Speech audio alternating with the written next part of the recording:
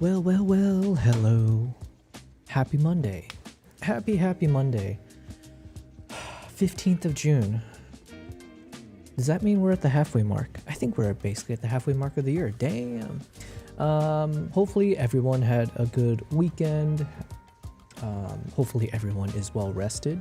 I'm saying this as someone, honestly, the last few nights I've been going to sleep after 4 a.m.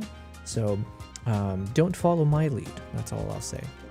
But welcome everyone, whether you're watching me on YouTube, Twitch, or Kick. I appreciate you hopping in here. Today's going to be like any other day for how I do my streams. Generally speaking, it's going to be a lot of photo and video edits. So, as a way of a quick introduction to myself, I am a wildlife and travel photographer slash cinematographer. I still haven't figured out what I need to define myself or what my ID is. But generally speaking, I do photos and videos. How about that? And usually the subjects that I capture are from the places that I travel to. As I like to say about myself, I share the best of the world with the rest of the world through my lens. So I started on Instagram doing photos and stuff like that. Then I shifted over into Reels. Then I jumped platforms over to YouTube, starting to do like vlogs. From there, I eventually started to get a bit more serious about it, and now I'm trying my best to make like proper short films, right? Have a story from the beginning, middle to the end, all the way through. So that's been a really fun journey for me, and as part of that journey, I've also hopped into live streaming. So here we are. I think actually I started my first live stream right about now, last year. I think it was like in mid-June or July that I did the first live stream. So time does fly, but during that period of testing out live streams, we are now on day 162 of live streaming. It's been a really rewarding journey. Also, a lot of learnings. We've basically, where are we at? So 162, so it's like what? Yeah, basically half a year or so. So yeah, anyways, the point is, it's been a fun journey, and I aim to try to stream about 5 days a week, roughly in that time frame. Tomorrow, I don't think I will be streaming. I have an event that I'm going to that'll be in the evening, so most likely I can't make it there. But anyways, we're here on a Monday. Who else should we say hi to? Well, of course, I've got my co-streamers whenever they decide to show up. You know, I only pay for their food and housing and everything else, but we got Nala in the house. Look at her, looking adorable, sleeping over in what is usually Kimbap's bed, but he's decided to hang out with me over here today. So we got the big boy over here. Let me disturb him real quick. Bloop. Good boy. All right, so for like I think all of last week almost, Kimbap has been hiding during my streams. He just kind of hung out somewhere else, which is fine, you know, like, listen, they're cats, they do what they want. You can't really tell them to do anything, unfortunately. But thankfully, he's come back today and the other day, so he does love me after all. Maybe. You can only hope. So we got Kimbap in the house, and we've got Nala in the house. So they're going to be the other two people that's part of my stream as we kind of just do our chill sessions. I hope you guys can hear me okay, because I'm trying my best not to like yell or speak too loudly, because I feel like I had that tendency in the past. I don't know. We'll see how it goes. Okay, so before I start doing some of the photo video edits, we got a lot of, let's see, hold on, where are we? Let's see what I can pull up real quick. Yeah, we got a lot of stuff to work on today, but before we do, let's just first kind of catch up on, all right, what has been happening? What did I do over the weekend? Over the weekend, usually it's the same old. Every day's the same for me, in the sense that when I wake up, I'm just editing photos, videos, go to the gym occasionally, and that's about it.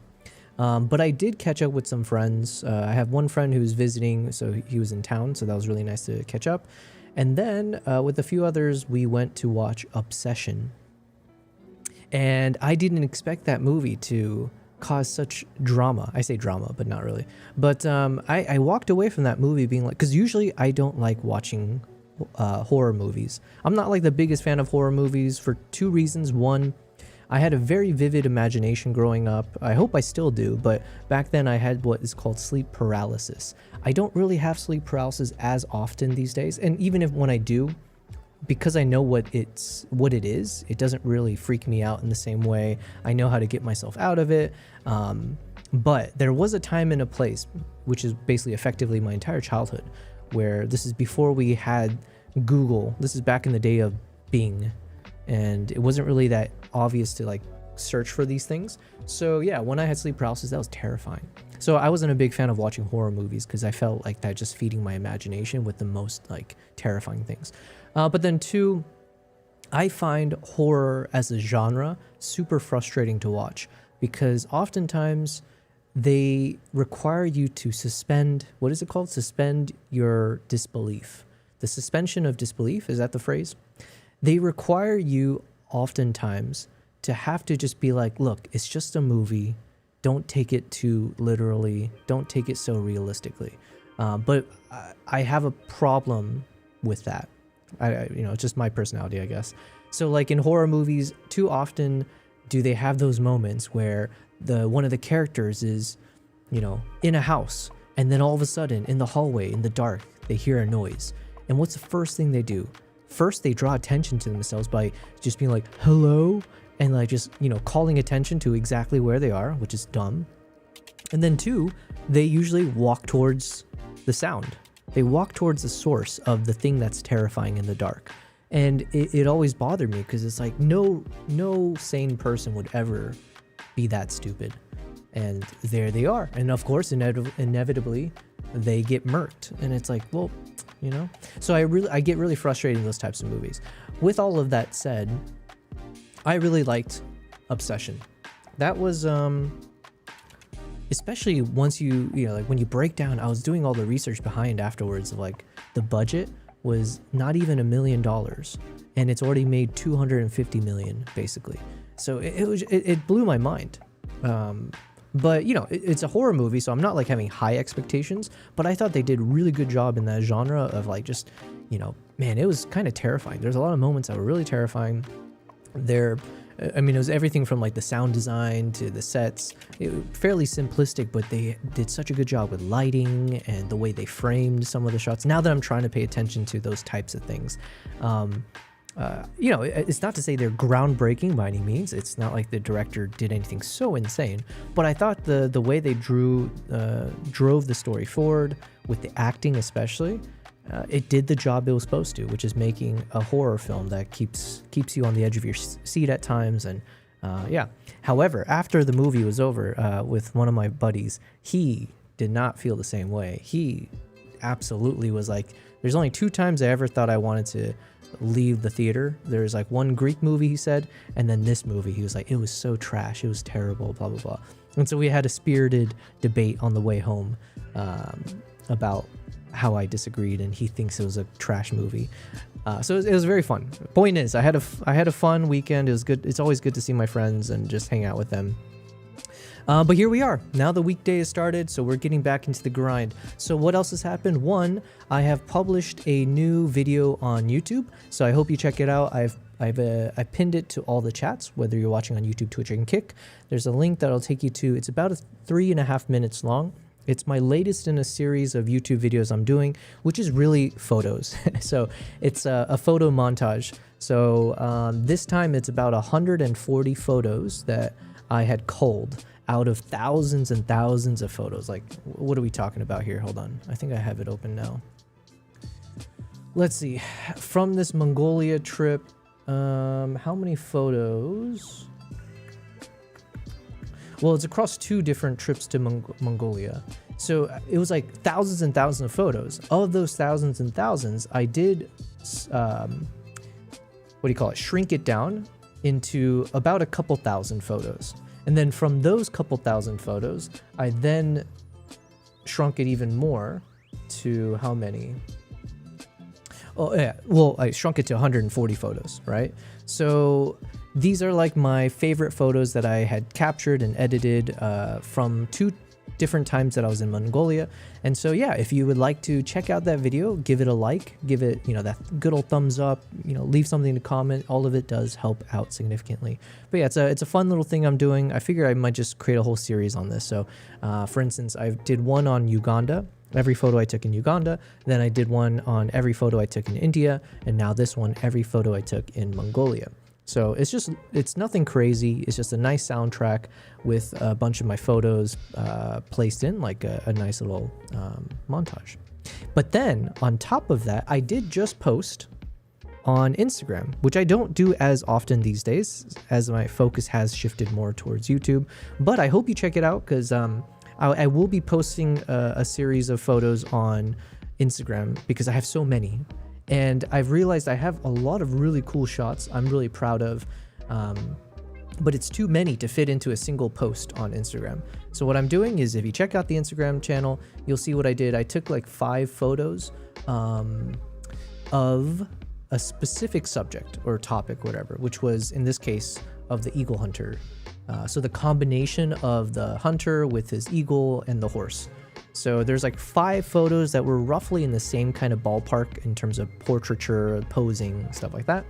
And I genuinely am curious which one is people's favorites, because I'm a little bit torn. I haven't decided for myself which photo I think is the best. How would I rank those 5 photos in order?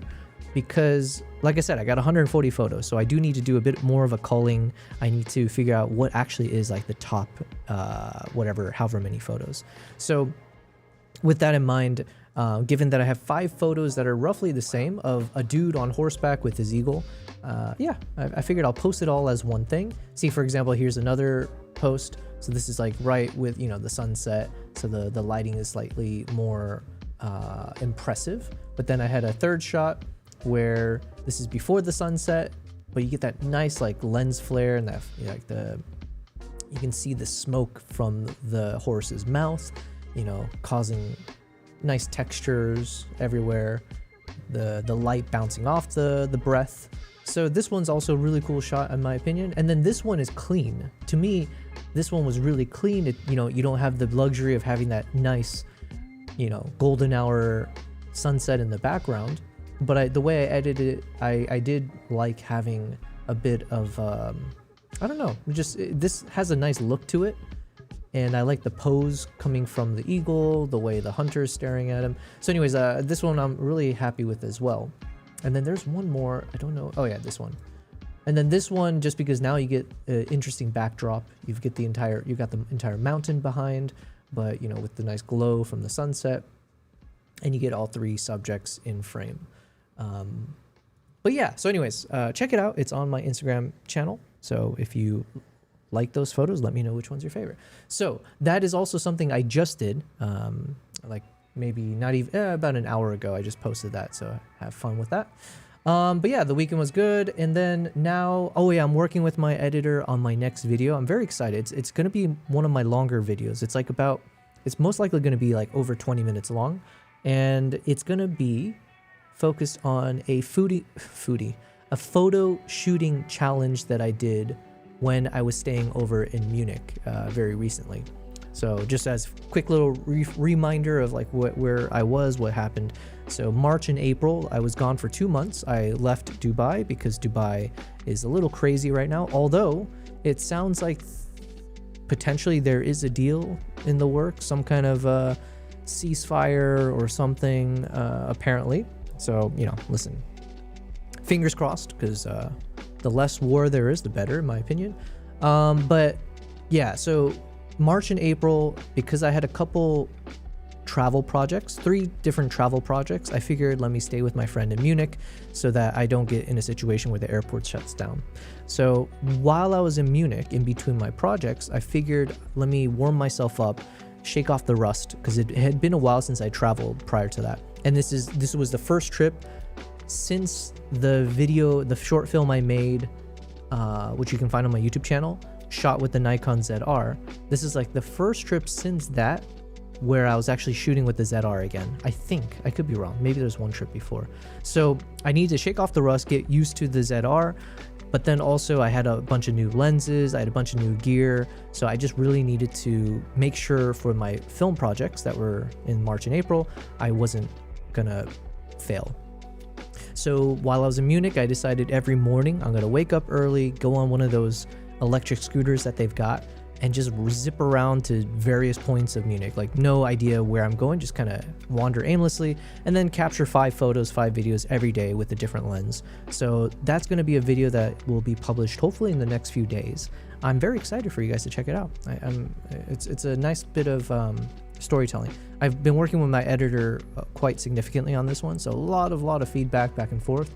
Yeah, it's just the way we got to do it. So, all right, so those are the quick updates. So anyways, with that all said, we are going to maintain our typical mode here, where we're going to watch some YouTube videos as I edit. I think we're going to be in video editing mode today. I think. Yeah. So we're going to keep going through with my Uganda photos, or my Uganda videos. We've got a lot of footage to review, basically. There's a chance I might also hop over to Munich, because one of the videos I need to make soon is a review video of the Freewell. So if you recall, Freewell, the company, they gave me their latest color polarizer / variable ND filter. It's like the magnetic one. Anyways, I forget the full length name of it. Really excellent piece of work. Like, I took that on the 3 countries that I travel to, and it held up so well. So one of the things I need to start doing is I need to find every footage I have where you can see that Freewell ND filter on the front of my lens. So thankfully I was shooting with a bunch of action cameras. I have the point of view hat cam. So I need to review some of that to see when you have distinct moments you see me filming with it, because then I'll put that as B-roll. So we might actually start with that too. Okay, so while we do that though, we'll watch some YouTube videos. However, even before we do that, let's watch this. Let me line this video up. Before we do that, let me play my little games. So this is my way to kind of just warm my ears up and my mind, my brain, is by playing this sound game, and then we'll do a couple games of chess. All right, let's turn up the volume. Let's do this. Hard mode, of course.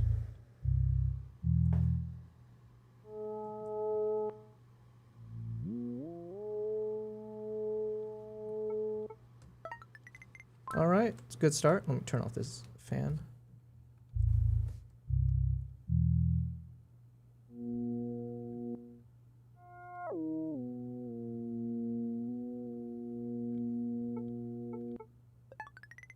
Not bad, not bad. Consistency.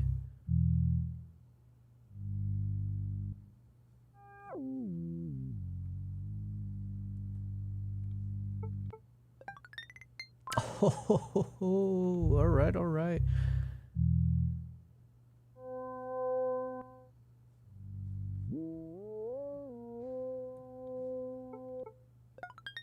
Oh my God, this might be my best game yet. Holy Christ.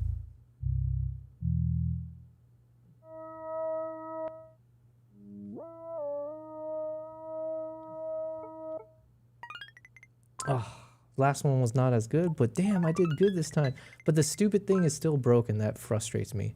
All right, we got a 9.9, 9.95, 10, 10. Okay, you know what? We did good. We done good. So let's move on. All right, let me just get a couple games of chess. Usually I just want to play until I get 2 dubs.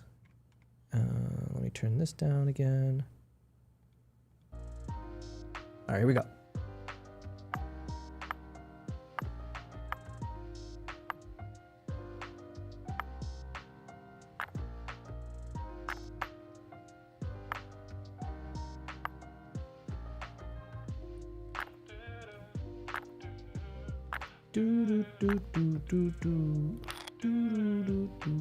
I thought I changed the chessboard. You can hear the sound is different. I swapped out for some kind of pebble sound. But where the heck is the... I was so happy. It was refreshing to change up the chessboard, but... Alright, later. Later on we'll do it. What to do, what to do. I don't think I wanted to do that, but, you know, you live and you learn. All right, he did what I wanted him to do, though, if he takes it. I was trying to move my rook forward. Let's bring this here. As you can see, my rating has gone down significantly. I think last time when I was playing this on stream, I was at like 1700 something something. We are dropped down to 1613. You know, what can you do?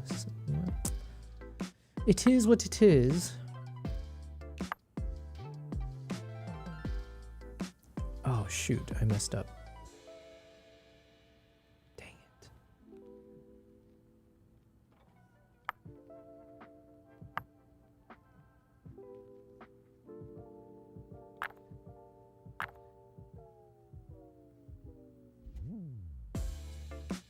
Dang it. All right, let's resign this one. Oh, my heart wasn't in it anyways.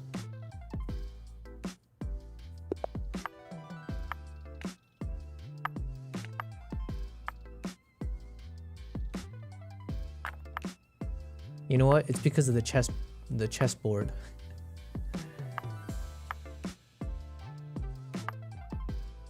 I'm just mad. Okay, come on.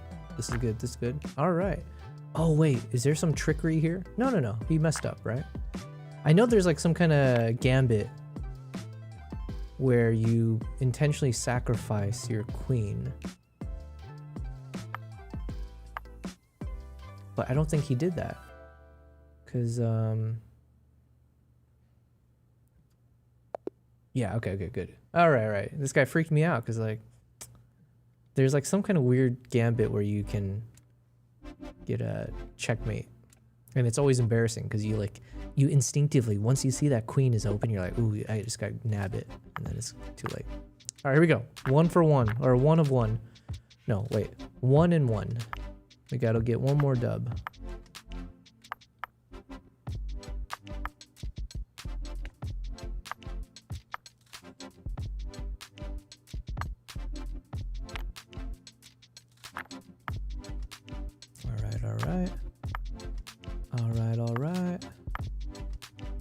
Alright. This guy really doesn't want to... Oh, shit. Okay, no, we're good.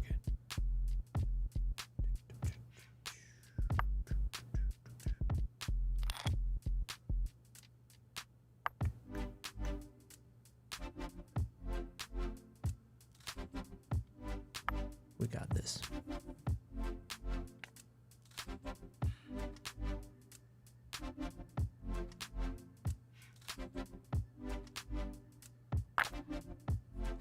I think I got this game.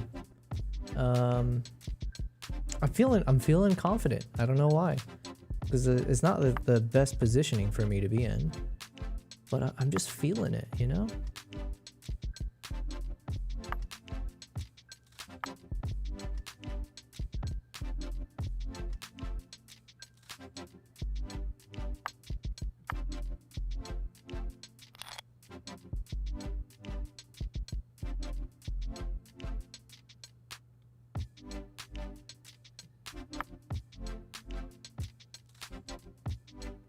Putting pressure on that chess, or that pawn. I think I can beat this guy on time. He seems to be a little bit, I mean, he is playing a bit slower than me. So worst case, I'll just have to beat him with speed.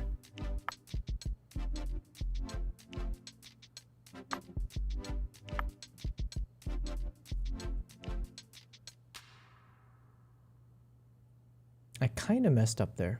Not too badly. I think I should just taken with my knight. I mean, I think it would have led to some kind of a queen sacrifice, though. What to do?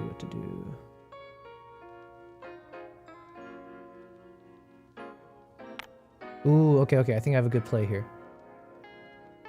If he takes my bishop... What's the opposite of calling it a fork? Okay, he didn't take, though.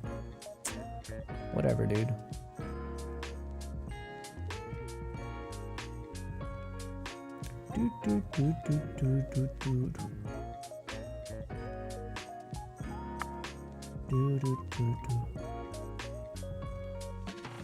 The opposite of a fork. I had a situation where the bishop would be barreling down both the queen and the rook there.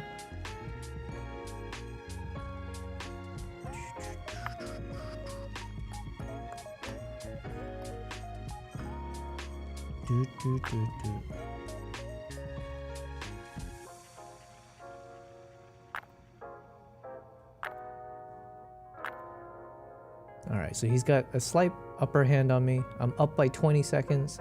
So if I just keep playing, putting some pressure on time, I can still get this in the bag. Just you wait. Okay.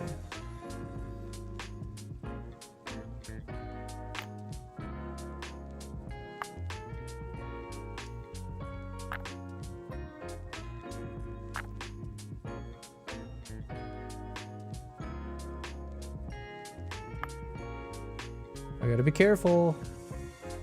I'm not in a good place right now. Oh, yikes.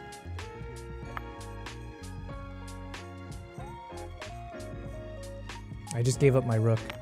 Oh, he didn't see. I mean, I'm in a really bad spot right now, though, regardless.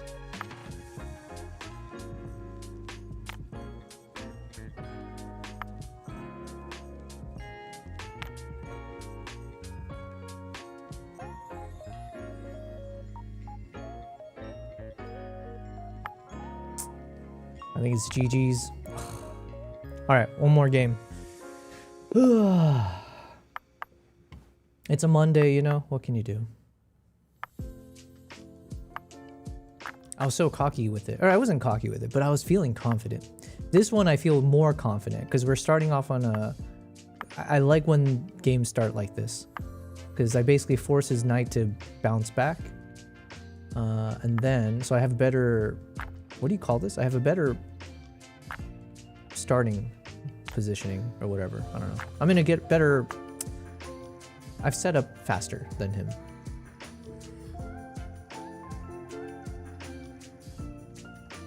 Do do do do do.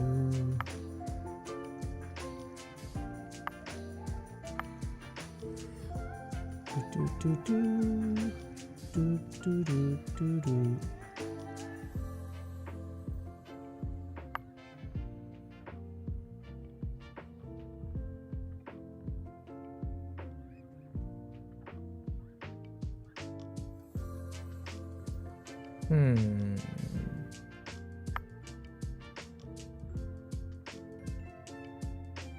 Dun, dun, dun, dun, dun.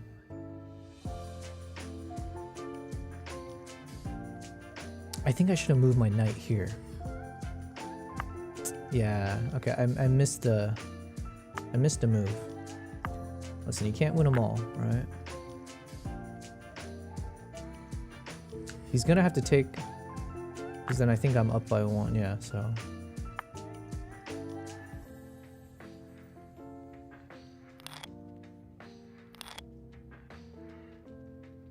He might check me here, just to be like that. We'll see.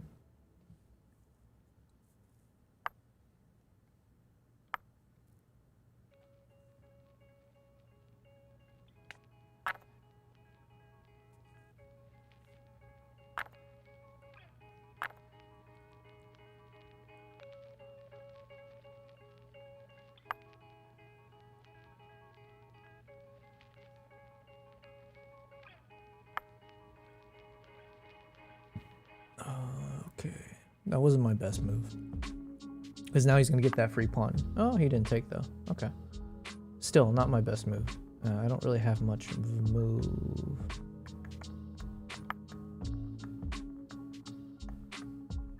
I need to back my bishop out soon. Okay, good. All right. He didn't notice.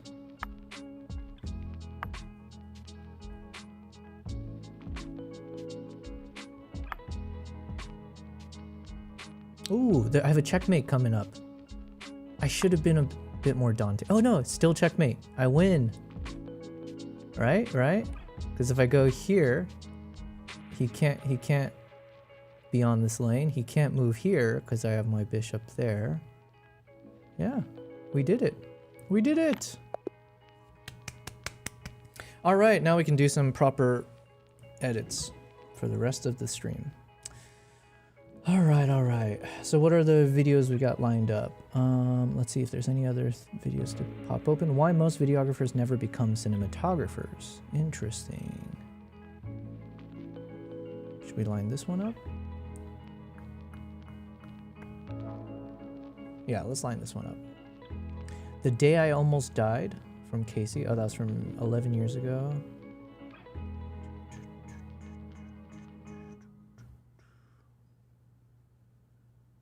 Five ways to shoot night exteriors. Yeah, that sounds interesting. Okay, I think we have enough videos loaded up.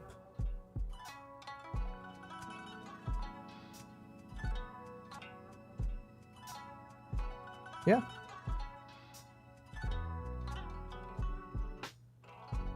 And then, do we want this Anthony Bourdain one? You know what? Let's open up this Anthony Bourdain one as well, because I am curious, like, how he filmed these, because I haven't done like a proper review of his team, the way the show is put together. All right, we got enough videos. Let's do this. That is where he is. Masterpiece is subjective, but come on, this is from a Seen It. All right, let's watch this, and then we'll start editing.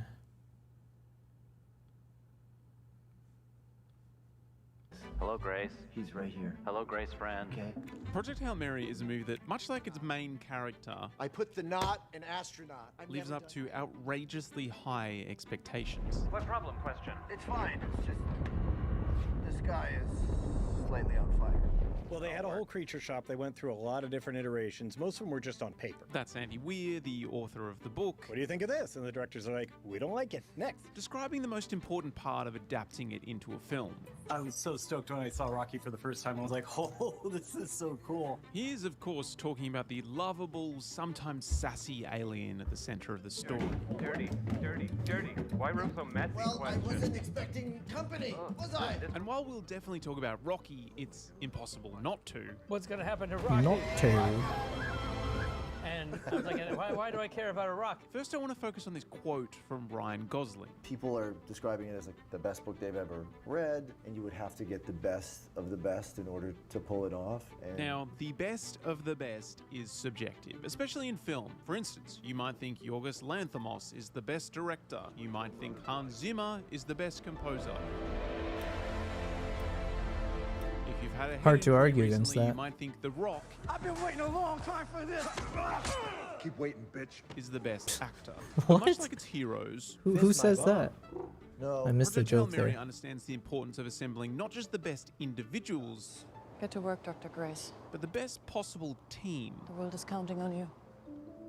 it sounds cheesy, but the film, like the making of this film, has mirrored the story itself in so many ways. You know, Sorry, let's rewind a bit. Project Hail Mary is, at its core, a space movie. It's thematically much deeper than that, exploring the human spirit, friendship, sacrifice, and, like one of Weir's other works, human ingenuity. I'm gonna have to science the shit out of this. But simply put, it's a space movie, like any other. Houston, we have a problem. In Weir's fictional world, our sun is dying, and scientist Rylan Grace wakes up as the only person on a spaceship sent to discover why. No. Pilot detected. As he tries to work out how he got there, he receives some assistance from an unexpected alien guest. What's that? Is that good? Jazz hands means good. So putting your producer cap on and knowing what we know about the space movie genre, who would you pick to make this movie? The best of the best, so to speak. Grace, go home. Out of all of the cast and crew, lead actor feels Well, do I know anything about the director of this, actually? Hold on. Shoot.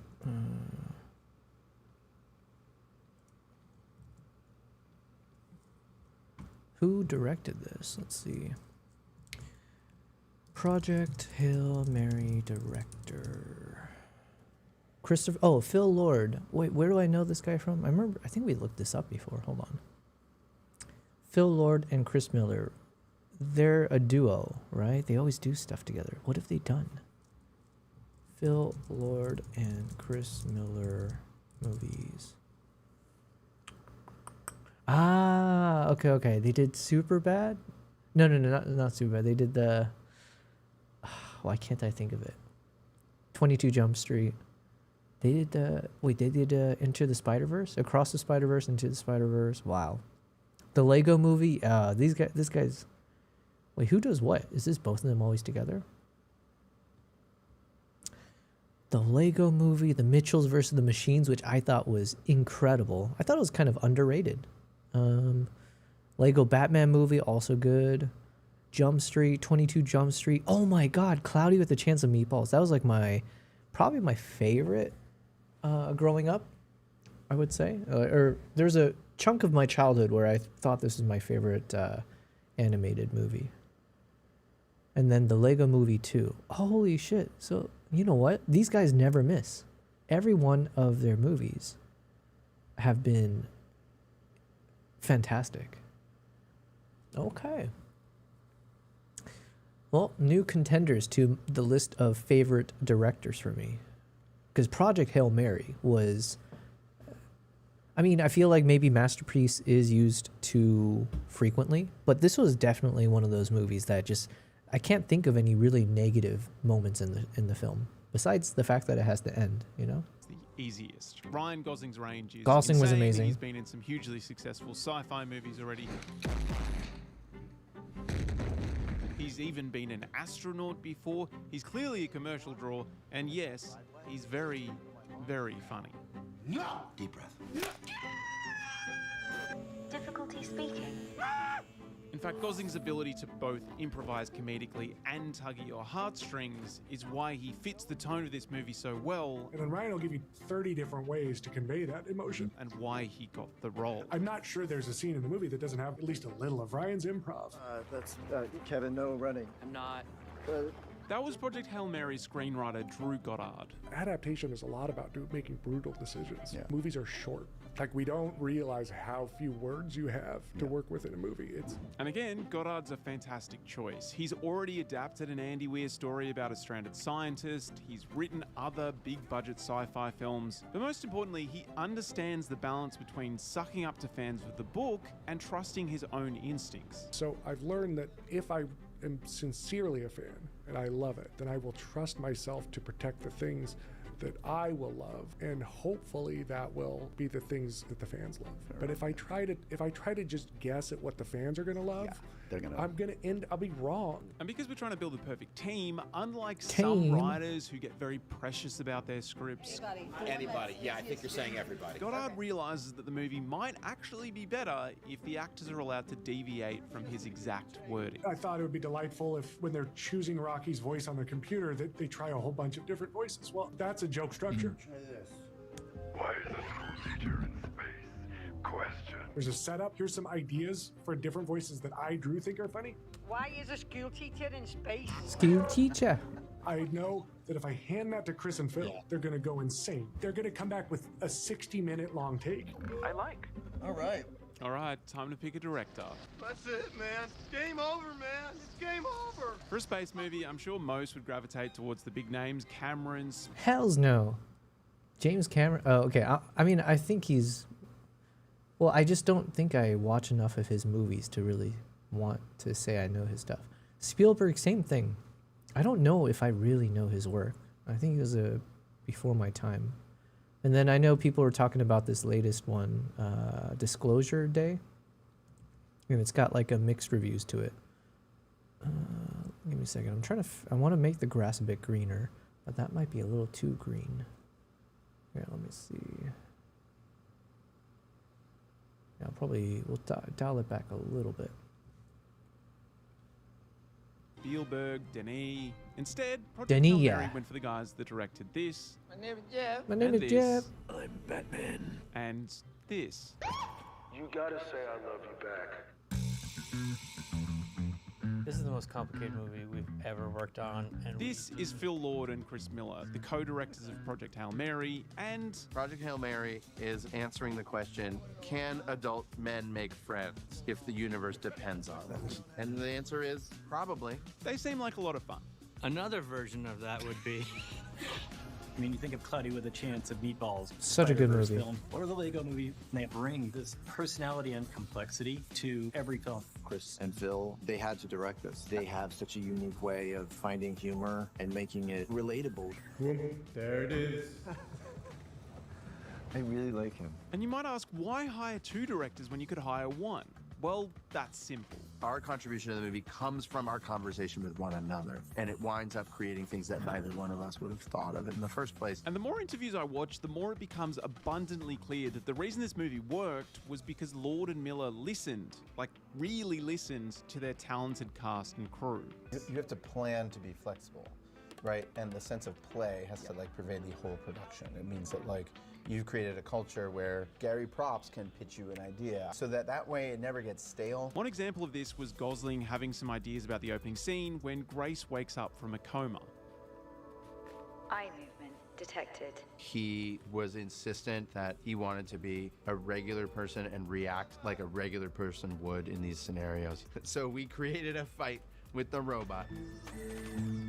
It's also worth noting Lord and Miller just seem to love making movies, They radiate the joy of filmmaking and inventing new things. which I think goes a really long way for an audience. Like I said in my Edgar Wright video, I think that fun comes through in the final product, which feels necessary in such a hopeful, uplifting story. You are bravest human I have ever met. he always approaches movies the same way that we do, which is trying to do something new, trying to make something you haven't heard before or seen before. Here, Lord and Miller are describing another key to the film. The music. Or specifically, the composer, Daniel Pemberton. Daniel Pemberton is a genius. His score uses every musical idea on the planet. These days, blockbuster movies are usually scored by one of 2 men, Hans Zimmer or Ludwig Göransson. Can you hear the music, Robert? Yes, I can. And while I can't criticize either of their works, Pemberton had not only worked with Lord and Miller before, he also understood the inherent playfulness required here. It's a very complicated tightrope. The music has to deliver a sense of scale, wonder, but also comedy. I say neither, you say. Me either. No. We used wood blocks, metal, lots of body percussion, but then on top of that, we used the human voice. We used the choir, and the choir is a huge part of this score. And like any great space opera, it's important to create musical motifs that announce the arrival or foreshadowing of specific things. In Star Wars, well-timed musical riffs highlight both the light and dark sides of the Force. In Project Hail Mary, music works in a different way, connecting both time and place. In the film, Grace represents the hope of humanity, and he's left humanity behind, but the score connects Grace and the audience back with Earth. I didn't mean any of that. That's just something you say. Oh, I Now, love if when you they have put so eyes, much you thought might into notice these that Project things. Hail Mary is a beautiful looking movie. That is all thanks to this guy. This film Greg meant to be Fraser. Oh lighthearted, yeah, we but saw. also deep and emotional. Wait, Greg Fraser, because we watched some video. I think he did an interview. I think he did Dune. Let's see how good my memory is. Let's see. It was with Denis, however you pronounce Denis Ville, however you say the Villeneuve. I keep thinking it's like Spanish. Greg Fraser, I think he did Dune. I could be wrong. Hells yeah, he did Dune. Yeah, this guy is crazy good. Man, the film was so beautiful to watch. Yeah, the cinematography was insane. Greg Fraser is one of the best cinematographers working today. He's also Australian, so shout out Greg. But this movie is so pretty. If you want to find out more about his process and why it looks so good, I'd recommend going to watch this great interview with Patrick Tomaso. But I just wanted to play this story about how he that's the works one we with watched. the directors, the actors, everyone on the set to make the movie the best it can be. We shot most of this movie virtually. We, on a motion capture stage that we built during prep. While we're building the sets, we're spending like every morning on this stage Greg, Fraser, our cinematographer, and he has like a virtual camera on his shoulder. And it was originally sort of like, let's make sure that the sets that we're building for the spaceship are the right dimensions. And if we need to do a move, that we can like know where we need to cut a section of the ship. My ship moving, question. There's a hole in it! All right, enough foreplay. Let's talk about Rocky.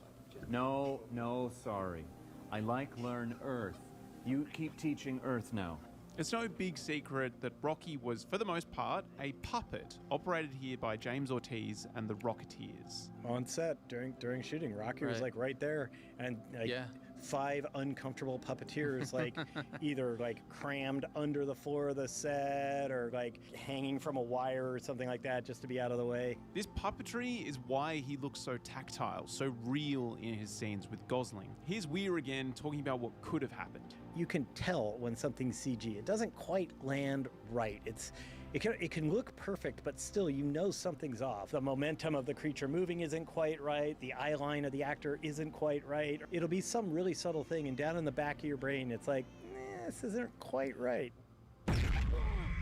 As Chris Miller explains, there was still some CGI for Rocky, but in the end product, it ended up being a great marriage between puppetry and animation, but the animation that we did on the shots that couldn't be done by a puppet were informed by the puppetry, and it's seamless. You can't tell which shots are real and which shots aren't. This puppeteering and the creation of a functional working puppet was bloody hard. Rocky a lot of times didn't work. It was a bit like Jaws shark, you know, The shark didn't work as well or as often as it was supposed to work according to the screenplay. We were going to have to take some of the most sophisticated motors on the market. In fact, some of the motors that we're using in Rocky. This is Neil Scanlon, by the way. We are the first people to use them. We were granted that. He's a creature special effects guy. And the net result was, I think, a phenomenon. I don't think we've ever built anything that is this sophisticated, has this ability to deliver a performance which matches the puppeteer's inputs.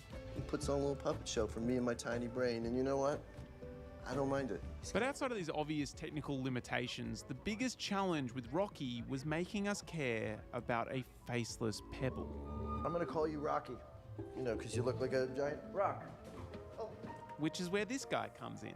It doesn't take very long and sort of 4 minutes on the internet to go, oh, there's a lot of love for this character. We had all these auditions with all these skilled, incredible, puppet performers. And James came in and had his own puppet, his own ideas, totally his own attitude, and he started bossing Ryan around. It is time go. More than half of the film, Rocky's in a scene with Ryan, and he has to have a full gamut of expression. And how do you do that on a character that doesn't have a face, has 5 legs, and is sort of the silhouette of some cryptid spider? James Ortiz blew everyone away, and his dynamic with Ryan, even in the chemistry read, was like, oh, there it is. That's Rocky and Rylan. Dirty. Why room so messy? Question. Well, I wasn't expecting company. This rapport, this chemistry turned out to be vital for the movie because Gosling's space scenes were otherwise pretty lonely. It was emotional, because I spent so many days alone on camera because we shot in order. Right. That by the time Rocky shows up, I genuinely need a friend. I need a scene partner. So having Rocky on set was incredibly useful for Ryan's performance because having Rocky there and having James and the puppeteers ad-lib with Ryan gave a lot of interactive charisma that I just don't think you could have gotten without the puppet. Fist my bump. No, it's still not right. I'll do it.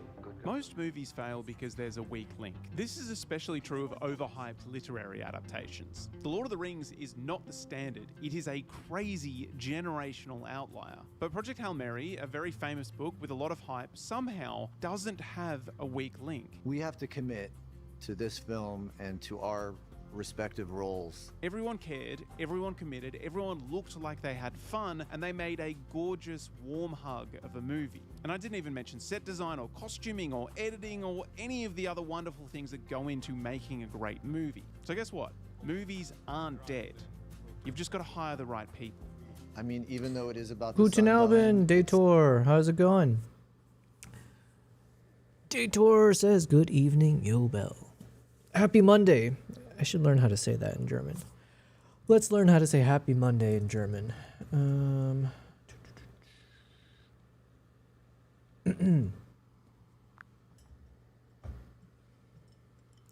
my cats say hello as well. Well, I'll be darned. Your cat saying hello might just be the highlight of my day, considering they're probably more sensible than half the folks out there. But tell them I only speak fluent human. So unless they're willing to meow in Morse code, we're all just stuck in this absurd rodeo of life together. Okay, this is awkward because I didn't mean to say that to you. But what I want to ask you is, how do you say Happy Monday in German? Schönen Montag. There you go. Now, if only Mondays were actually happy, right? But hey, at least you've got the phrase if you ever feel like lying to someone in German. Schönen Montag. Schönen Montag, Dator. Thanks for being here. Hopefully you had a good weekend. I'm just doing a chill stream today. We got some photos and videos to edit, and then we're going to do our typical... Right now I'm watching a video breaking down the movie Project Hail Mary, how they made it. Dator says, thank you, danke. Yes, yes, I appreciate it. So right now what I'm focusing on, I just need to start clipping out key moments where you see me playing with the Freewell ND filter, the variable ND filter that's on the front of my camera lens. Because I want to make a product review video so far, because I've taken it with me on 3 different trips. So yeah. So now I need just to cut up some of these key moments and then, yeah, export them later. So let me just add this to the render queue. Oh, I did already. Cool, cool. It's hopeful in the sense that we're capable of anything, no matter how bleak it seems, that as long as you don't give up hope. All right, good video though. Man, good movie too. Project Hail Mary, hells yeah. I think it's probably my favorite of the past couple years. From Santa Barbara to... All right, we got Leonardo DiCaprio from breakdance to Oscar. Why the hell not? This is from our boy, Colo Kino. This guy never misses.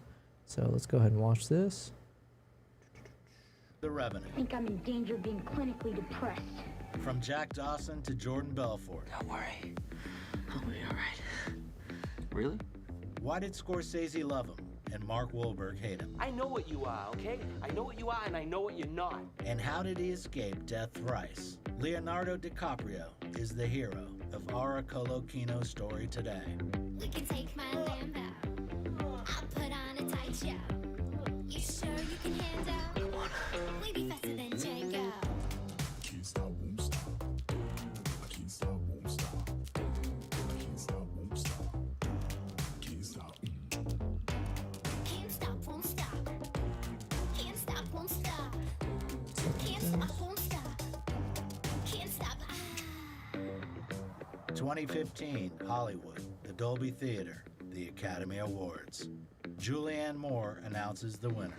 And the Oscar goes to Leonardo DiCaprio. What movie? Okay, the first time Leonardo won Best Actor was the movie Revenant, right? Because I remember, I thought he was excellent. He's good in every movie, but I remember at the time, I think the joke was that it felt like they just gave it to him because it was a long time coming. But yeah, anyways. The crowd gives a standing ovation. A few minutes later, Twitter registers a record number of Oscar-related tweets, while the streets of Mexico erupt in spontaneous celebration. How did a guy who couldn't even land a part in a kid's TV series end up on this stage? In order to find out, we have to return to the beginning of his journey. Let's transport ourselves to 1974, an era of hippies, velvet, and rock and roll. Ermeline and George were about to welcome their firstborn into the world. He was to be called Leonardo. Ermeline chose that name while she was in Italy, and while looking at a Da Vinci painting, felt her child kick. George didn't mind his child being named after the greatest artist in history, since he himself made his living by drawing. Unfortunately, his parents... Yo, Cyroni's in the chat. Cyroni says, hi. Well, howdy back at you. Happy Monday. Or as they say in German, Schönen Montag. What the hell? Man, my brain... We just learned the words too. Schönen Montag. There you go. School's in session. Daytor says hi as well. Yeah, hopefully you had a good weekend. Hopefully you got a fun work week ahead. I'm just doing my typical things. What's going on with me? Oh yeah, if you guys want to check out, I made my latest YouTube video. It's 140 photos from my time in Mongolia. And I'm slowly now posting some of those photos onto my Instagram as well.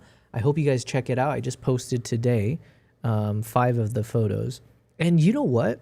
Man, I almost feel like I need to make another review video of Dehancer, because Dehancer on my photos has turned out really good. So like combining my presets and then applying Dehancer afterwards, the results have been really fire. I'm not going to lie. I feel like this is now going to be a key part of my workflow going forward. So you can see here all of these ones in red. I had gone through over the weekend. I went through every one of my photos, and then I kind of figured out the top photos that I wanted to post on Instagram, let's say, or potentially, and then I ran it all through Dehancer. And so using the Lightroom plugin, do I have like good before and afters? I think I do. Hold on. So if we do, yeah, there we go. So we can see if I do green, red, yeah. Maybe if I do this is red. All right, let's check it out. Saronis is asking where Nicholas been, Daytor. Oh yeah, we had Nicholas in the chat. Yeah, it's been a while. Listen, every time I take a break, you never know who comes back, you know? It's I guess that must be a common thing for streamers. But yeah, you can see here before and after. And it makes my before shots look so terrible. I'm not going to lie. Because I have nothing against this photo. This is after I've edited the photo, right? So this is after I've done my grading on the image. But then once I put it through Dehancer, I just look at the photo and I feel like I can fall in love with the photo way more than when you look at how I edited before, even though there's nothing wrong with the shot. So like if we just keep going, I didn't edit this one. Let's see. Yeah, this one, same thing. So this is how I edited the photo within Lightroom, and I was really happy with it. But then once I put it through Dehancer, I'm like, damn, I do feel like I take it to the next level. So let's see, what else? Let's get some better examples here. Same with this one, you know, not as crazy, but you know, I do like the results. Put some color back in. Yeah, same thing here. This is with Dehancer, this is without. And again, I don't mind the without, but once you see it, it doesn't feel, it's got emotion, you know? Let's see. Let's find another example. I didn't edit these ones. I didn't do this one. Look at that. So this is with Dehancer, this is without Dehancer. Give me more examples here.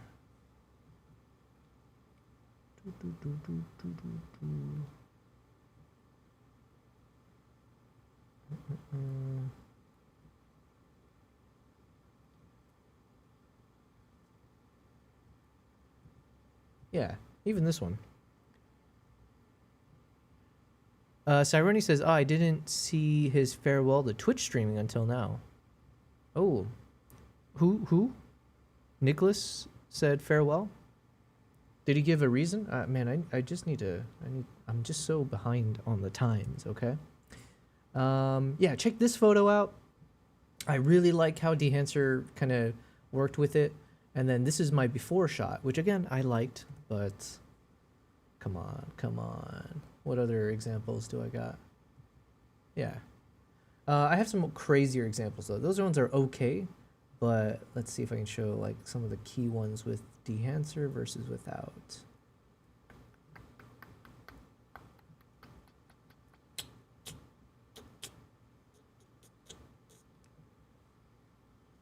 This one's okay. It made it a bit darker and richer. And this is the one that I did within Lightroom.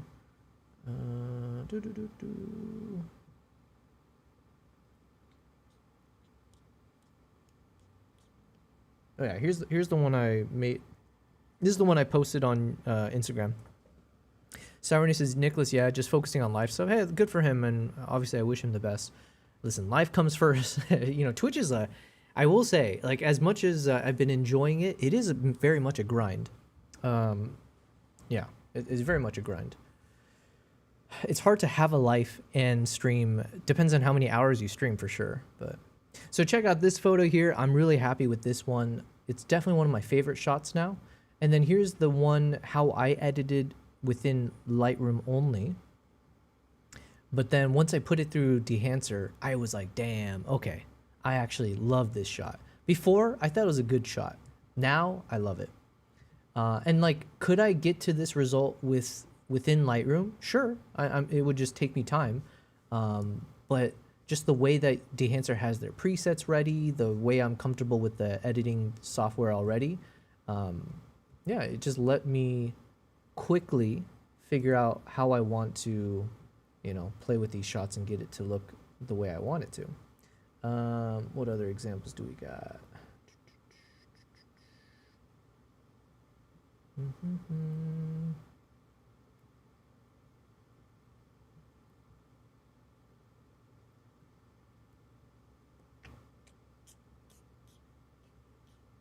Well, honestly, you just never missed. But here's another one. So now we got it with Dehancer. This is how I edited within Lightroom. So nothing wrong with this, but this one, just I usually play with the same settings. I play with the compression area, the tonal range. I increase the tonal range, and then I slowly bring back the white point from there. And then I've been adding a little bit of that grain factor. So I think this one is like 35 millimeter grain. And then, yeah, just ends up looking clean. So clean here. So, yeah. Anyways, so check out my Instagram. I've been posting. I just made a post today of like 5 of the photos of the Eagle Hunter. And so, yeah, leave a comment in terms of which one you think is your favorite. Because honestly, I don't have the answer yet. And I know I have to shrink the list of my top photos soon. So let me know. So, yeah, anyways, I forget why I was bringing up Dehancer. But, yeah, I need to do a product review of the Freewell lens. So I'm just going through these behind the scenes and seeing any moment where you can see me editing, or you can see me holding the Freewell, or you see it in action. I need to start compiling those. So unfortunately, this is from that first day of my Uganda trip where I did not have I still don't have ND filters for my action cameras. So and I put it on a set ISO thinking I was being so professional. And all it did was it blew out the highlights. But I think these parts seem usable. So I just gotta grab this. Okay. Anyways, so that's what we're gonna do today as we watch some random YouTube videos. Let's put this back over here. But the couple was determined that the divorce would not affect their parenting. From an early age, his father, while working at a comic store, impressed the love for the arts upon the child, while his mother taught him languages and toted him around Europe, often leaving him to stay with his grandmother and grandfather in Germany. Leonardo was barely potty trained when he began his acting career. Living room performances and impressions of family members, as well as dancing, spurred his parents to start taking him to every possible audition. At 5 years old, he was cast in the show Romper Room, which could have become his TV debut, but... They had a little circle, and they were all singing and dancing and stuff like that, but I was too excited to be on camera, so I was running up and slapping the cameras and stuff like that, and screaming and looking inside the camera.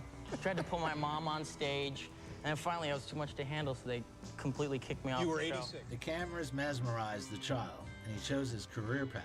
Leo went to auditions for the next 7 years, but the only result was hundreds of rejections and a few commercials. It reached a point where he almost traded acting for breakdancing. Is it true you almost quit acting when you were 11? Yes, because I was a break dancer. I was a break dancer, and I knew that was next. Yeah. And I had a, choppy sort of punky haircut. And the youthful pop and lock master even made it into a local German newspaper. The next level of glory was a gum commercial. This is a loud thumping tube humping boombox. Both are known for blast. It It was only 4 long years later that he finally made it on TV. His role in the 2 episodes of The New Lassie became the starting point of his career. Your parents are gonna get you something to wear. Trust me, I know parents have 2 of them at home. This was followed by Roseanne, The Outsiders, Parenthood, and your grandmother's favorite show, Santa Barbara. He went from one supporting role to another until he finally got a role in the teen series Growing Pains, where he quickly eclipsed Kirk Cameron, the star of the show, and gained a following among teen viewers. Leah, what's it like to be a teen idol? Well, I see my pictures there, and fun seeing those, and I haven't really got the full impact of it yet, so. Next was his big screen debut. What's your name? Josh. We don't know how many big screens exactly showed the horror film Critters 3, but after his first movie role, he never had to return to television. Come on, you can't expect us to believe this horse shit. Wait, his acting sounds, the way he enunciated the T at the end, it sounds just like he does now. Be what you want, son. Leo's invitation to audition Horse for the movie shit. This Boy's Life. Horse shit. He never had to return to television. Come on, you can't expect us to believe this horse shit. You can believe what you want, son. Leo's invitation to audition for the movie This Boy's Life became the most important. Saroni says shit. Yeah. Or no. It's the enunciation not on the I. It's that T at the end. It's like shit. Important event of '91. It's like got a and flair perhaps to in his it. whole life. It was an incredible opportunity where the audition was led by the director himself, and lines were read by the Robert De Niro. The talented Tobey Maguire was also auditioning for the role and had been friends with Leo since childhood. It was tense and competitive, very stressful. Oh wait, for that a was Tobey 7 Maguire? Shoot, I wasn't paying attention. Became the most important event of '91, and perhaps in his whole life. It was an incredible opportunity where the audition was led by the director himself, and lines were read by the Robert De Niro. The talented Tobey Maguire was also auditioning for the role and had been friends with Leo since childhood. It was tense and competitive, very stressful for a 17-year-old boy. We were midpoint in the scene where De Niro's character is actually ramming a mustard jar into my eye and asking. Well, that's kind of crazy. Imagine being Tobey Maguire, because like by all rights, you know, he is famous, but I guess you would say, isn't he? Would you consider him like a B tier actor? So imagine like Tobey Maguire and Leonardo are basically friends, but one is being way more successful than the other. Cyrene says not now. Oh, are you saying he used to be a tier maybe back then? Or like, what do I know? I only know him from Spider-Man, right? It's not like I don't think he's done anything really. What would you consider Tobey Maguire in terms of his rating? Would you call him a B tier actor? And can you give me that rating based on current times and then at the height of his career? Well, partner, nowadays Toby's probably sitting somewhere in that B-list pasture. He pops up, folks smile, but he ain't headlining every rodeo. Back in the early 2000s, when Spider-Man was swinging high, he was definitely sitting pretty in that A-tier saloon. Time has a funny way of moving folks down the trail, but he had his day in the sun. Okay. I guess if he was so famous from... I don't know, it feels weird to say A tier if you were only famous from like one, like I guess it was a couple movies, right? Or was it 3 Spider-Man movies he did? I guess if you blow up from a single movie, could you still call yourself, if you're famous from one movie, but you're super famous from that one movie, does that qualify you as being an A tier actor? I'm trying to think, is there a good example of that? Is there an actor or actress who is a one-hit wonder? If you're a one-hit wonder, can you really be called an A tier? Cyrone says, "LOL, your word vomit is rough." Oh, believe me, this is me on the daily. That vomit just never stops. Let me ask ChatGPT. If you are a one-hit wonder actor, but you really shine in that movie, you're super viral or famous from that movie, could you still call yourself an A-tier actor if it's just from one movie? You could puff your chest out and call yourself A-tier if you want, but one flick doesn't build a whole ranch. You'd be more like a shooting star. Everyone's staring, but it burns out quick. A true A-tier actor keeps delivering over time. Okay. Not just riding. But then, Tobey Maguire, has he done anything besides the Spider-Man movies? And wasn't there only 2 or 3 of those? So can you still call him an A-tier if that's his only wonder that he did? I reckon you might have missed a few stops on his trail. Sure, Spider-Man with his big and rodeo, but the man had a whole herd of other films. Seabiscuit, The Cider House Rules, even The Weirdness of Brothers. Now, was he always front and center? No. But at his peak, he... Yo, ChatGPT is smoking crack right now. Seabiscuit, The Cider House Rules, Brothers, come on. Yeah, you know, I stand by what I said. I think Tobey Maguire was B tier at best, and then maybe C after his height. I don't know. Not that I'm knocking on him. It was more just like, it's fascinating to think these two, they seem like they're roughly the same age, you know, childhood friends, both in the acting world, and then you're watching your friend go crazy, famous, get all these roles, and then you're doing well for yourself, but never to that level, right? I wonder how that feels. Asking me repeatedly, is it empty? Is it empty? Huh? Is it empty? No. I knew this was my moment. I looked him dead in the eye, pointed in his face, and shouted at the top of my lungs, "No!" Silence. I knew I had shaken this room up. This De Niro guy was stunned. And then it dawned on me, he wasn't stone-faced because of my awe-inspiring performance. He was trying to contain his laughter. And the more he tried, the harder it became. Oh, wow. Sarani says, I have something I'd like to show you. Oh, what is this? Here, let me And eventually, let me everyone click on that in a the second here. room, 1 second. but of course me, was in complete hysterics. It's over, he thought, as he left the room, but they chose him. Later, De Niro admitted that he was the one who had insisted on choosing Leo, for which Leo remains forever indebted to him. That is so By the cool. way, It's a cool feeling to think like your make it moment, right? Obviously, he's super talented. I'm sure he would have made it regardless, but I guess you would feel such gratitude for like that one shot that got you there. Oh, hold on. Okay, let me just after Leonardo finish was this thing chosen, real quick. he didn't forget his childhood friend and convinced the director to cast Tobey Maguire as one of the supporting characters. Having landed a real movie, DiCaprio quickly realized that everything he had been doing before had almost nothing to do with acting. He had to quickly shed the teen heartthrob image and turn into a real dramatic actor. The success of this low-budget original work helped him in this respect, but Okay, Cyronis, you sent me a link. Let's check out this bad boy. Frame testing. What is frame testing? Oh, is this for your your photos show up? Frame testing.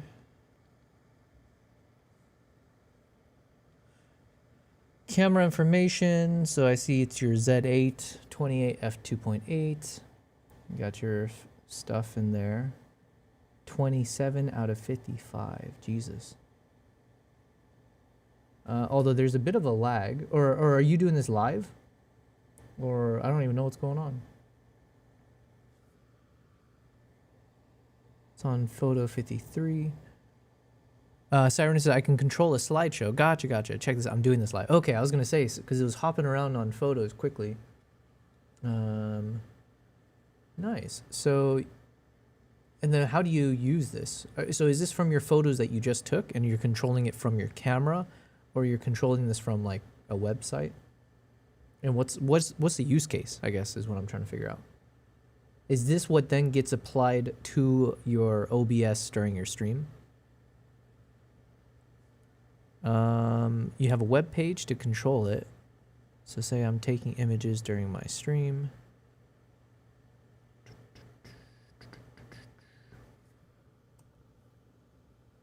I can swap. So if you're taking images, so you take a photo during your stream. Let's say you took 55 photos at once. Then you can swap to a review scene. So you would have to open up, you'd have to change to a different OBS scene, which would then give you this full screen web page view. And then from what? How do you then control it? If you're out in the world and you've got your phone on your wrist and that's only to control your OBS, how do you get to the web overlay? Or how do you get to the web page? You can press play and it'll cycle. Okay, so I get that you can press play. Actually, I don't get that. How do you control it while you're IRL? The web remote is another page you have to have tabbed. Okay. So on your phone, basically, you have your OBS app. So then you switch to the review scene. Then you quickly open up another window on your phone, or you go to the Chrome browser, let's say, where you've got it loaded up, and then from there you can just tap on your phone screen to swipe to the next stuff. Okay. Or to hit play as well. Oh, that's pretty cool. Oh, interesting. But what do you think, Cyronius? The lag you're seeing here is because these images are pretty big and it's meant for local playback, but that's the idea. Cyronius, what do you think of the idea, or maybe it's not possible with the current setup that you have, with like the backpack style? I think if I remember our conversation, because the approach that I'm going to take for the live stream, for the Safari, is I'm just going to switch to my camera view. And then from the camera view, I can then just hit the gallery, like from the back of your camera. And then I can just, obviously I can switch between photos on the back of my camera, which then, because I'm in the camera within OBS, full screen or whatever, people can follow along, right? And there should be zero lag, because, the moment I switch to the camera scene, they should be able to see exactly what I'm doing. Yeah. But then obviously that requires you to manually do something as opposed to an automated feature where the photo shows up immediately. So, well, I guess you could do both, right?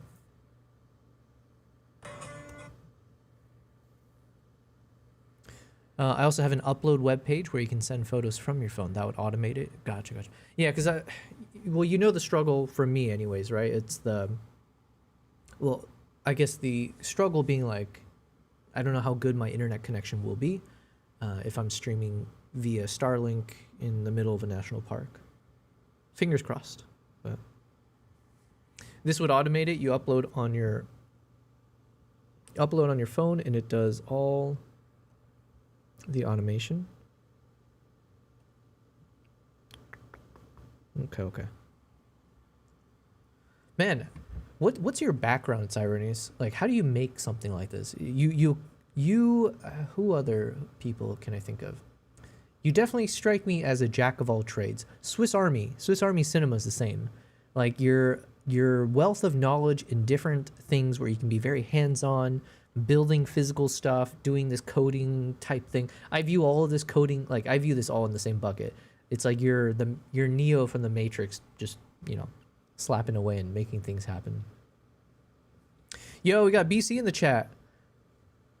Let me just open this back up. Where did my player go?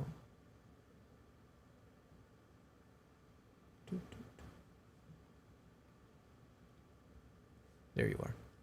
We got BC in the chat. BC says, I'm going to rent the new Sony a7R6 and give it a test next month to consider switch from Canon. Wow. You're not going to switch to Nikon. I see how it is. BC. It is. But interesting. What makes you want to do the switch? And happy Monday to you, man. I hope you're doing well, whatever you're doing, wherever you are. Are you still in I think you said you're at East Coast, right? Like Florida?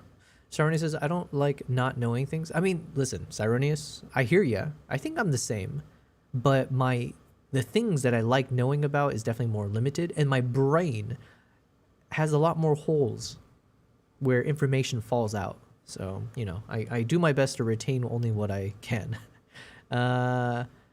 BC's at almost 7 mil PPs. Siren says, so when I start learning a subject, I tend to ingest anything I can. Try that link above. Oh, you sent me a new one? Oh, wait, is that the same link? Here. BC says, never Nikon. Man, I see how it is. I see how it is. BC though, happy Monday to ya. Today's a chill stream day. I posted a new video on YouTube. Every photo I took in Mongolia. So it's like 3 minutes. Hope you check it out. And then I just posted some of my photos from Mongolia on Instagram, and I'll be posting a lot more of my photos over the next few days. And then right now I'm just editing some of the videos from Uganda, specifically looking for any moment where you can see my Freewell variable ND filter on the front of my lens, because I need to start compiling all of that as like potential B-roll. And then let's see, Cyronia sent this across. So then you can see a gallery mode. So from your phone, basically you would see something similar. So would it be like, can I mimic it? So let's assume this is your iPhone or whatever, your Android. So then you could just tap, you can swipe through, you can tap the one you want to show. So for example, if I click on this, so then on the stream, people would be able to see this in real time once it loads up. That's cool, man. Man, I'm so jealous of like people who can just do DIY. BC says, I shoot with the Sony at church. Love the lightweight aspects of it and all. Even with the grip versus the large Canon R6. Plus the new A7 R6 is 60 megapixels with 30 frames per second. Damn, 66 megapixels. Okay. I see.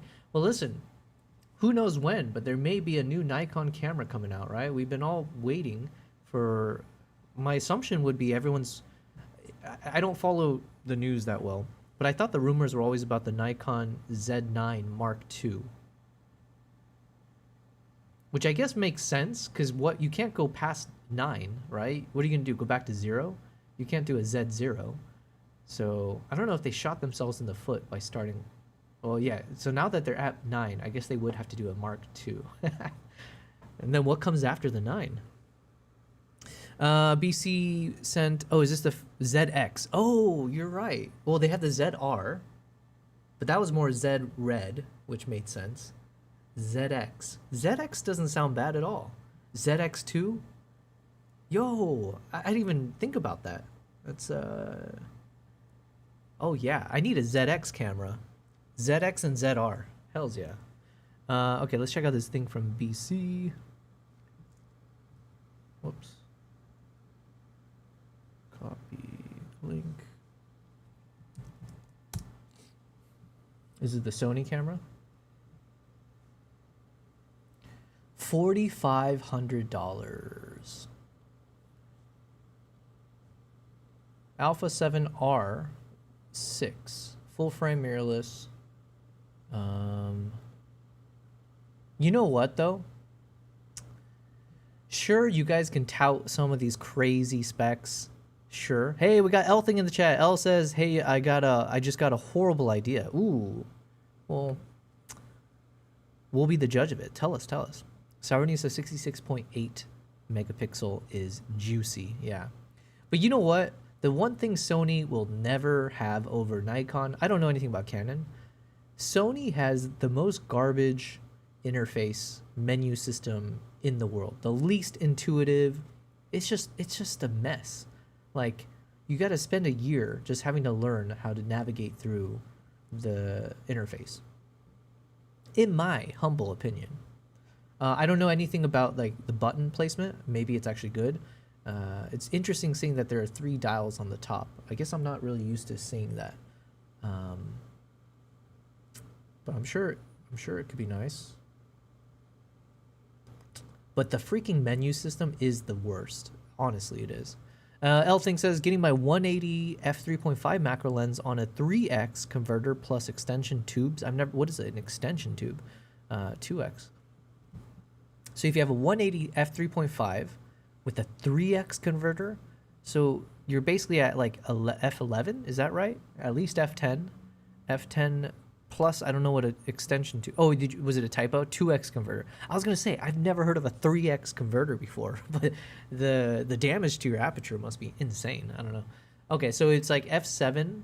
There's not even an f7, is there? What is there? 6.3 and then an f7? Is there really an f7? I don't know. But that sounds intense, man. What are you gonna use it for? Concerts? BC says, look at the other stats. Oh yeah, where are the other stats? Did this just come out or what? 30 frames per second with autofocus, auto exposure tracking, 60 autofocus calculation. I don't know what that means. Real-time recognition autofocus plus. Okay. 8K 422 10-bit. Why are they touting this feature here? So are they saying they can do 12-bit but just in other formats, or is 10-bit the maximum?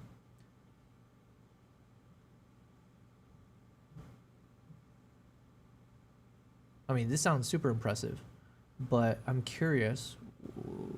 I saw 10-bit because the thing I love about Nikon is that the Z6 III, Z8, Z9, obviously the ZR, they all can shoot 12 bits raw. So I'm assuming there must be a 12-bit on this camera, but I don't know anything about this camera. I don't know if it's the latest one. I don't know if it's, obviously they got the Sony FXs and all that. But yeah, man, this sounds super impressive. Jesus. For movies, about 60 megapixels. Jeez. All right, I mean, who am I? I can't say. Listen, I don't judge any of the cameras. Whew. L says it'd be 7.1. Thank you. I should know this. That feels embarrassing not to know as a photographer all the apertures. 340 millimeters f7.1. Just fooling around with bugs. That sounds super fun though. BC says go up and click see more. There's a short list but expands. Is that what I clicked on already? Oh, see more. This one. And then you said it's under about this item. 7K oversample, 4K 60 frames, recording with full pixel readout, no pixel binning, and 28 high frame rate 4K recording up to 120 30p. That's crazy. Okay, so it's got up to 7.5 stops of IBIS. That seems to be the number every camera is doing. I think the ZR is the same.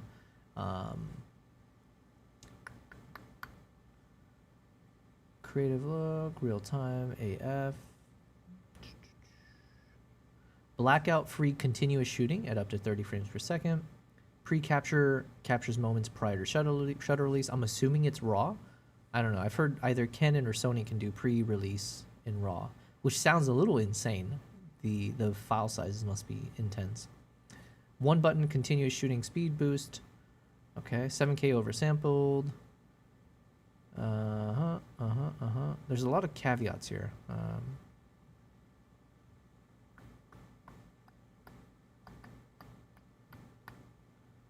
S-Log.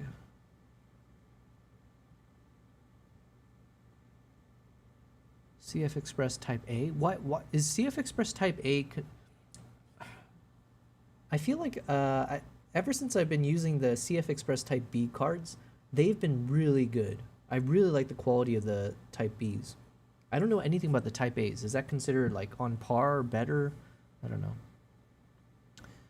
Oh, it's good for live streaming. It says easy live streaming. That's a weird adjective to put in there. So I'm curious what the hell they mean by that. Yeah, sounds intense. Sounds good. L says IBIS is a marketing gimmick. Just get it, Trinity. Yeah, I feel like, well, now the numbers, everyone says the same number anyways. All right, well, good stuff. L says, I'll head out again, just saying hi. Well, thank you for popping in, L. I hope you're doing well. Appreciate it. And then, yeah, I'll see you whenever I see you. Good luck with the macro. Just get an airy Trinity stabilizer. Yeah, for sure, man. But the next step took him to a new level altogether. Thanks for lurking. Hey. Do the siren, okay? The role of Arnie in the drama What's Eating Gilbert Grape made waves. Viewers who saw Leo on the screen for the first time just could not believe that he was acting and not mentally impaired in real life. During filming, DiCaprio got into character at the snap of a Why does he keep saying his name like that? It's bothering me. Okay, I think I already clipped this part. Let's keep looking. According to director Lasse Hallström. It happened so quickly and unexpectedly, it was frightening. During one of the intense scenes when it seemed like the actor was truly unwell, Lasse stopped filming. Leo immediately dropped character and asked with a smile, "Is everything okay?" Come on, get warm. I'm sorry. Despite this incredibly serious acting task, Leo remained a teenager. Johnny Depp recalls the boy being extremely irritating on set, always babbling about video games and begging Depp for a cigarette when his mother wasn't looking. This role brought Leonardo his first Golden Globe and Oscar nominations.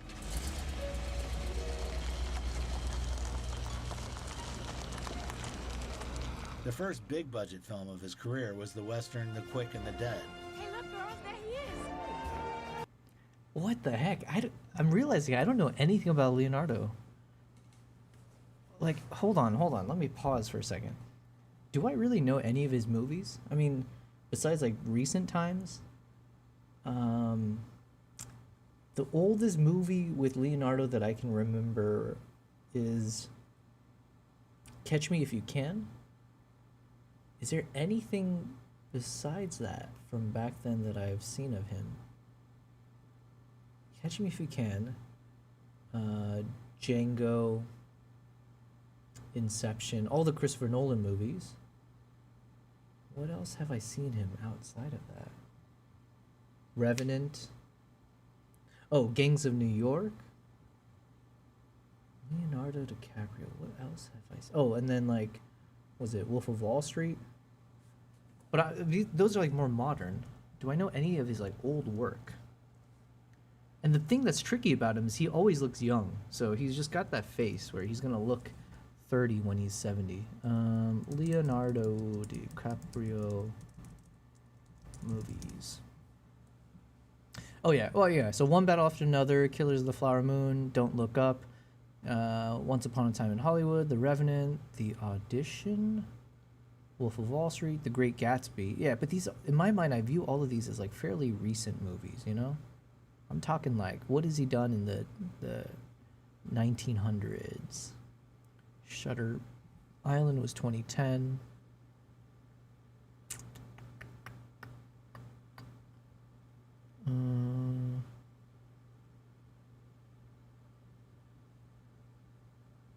Why won't it just show me all of his movies?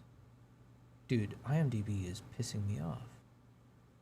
Just show me all his movies. Jesus.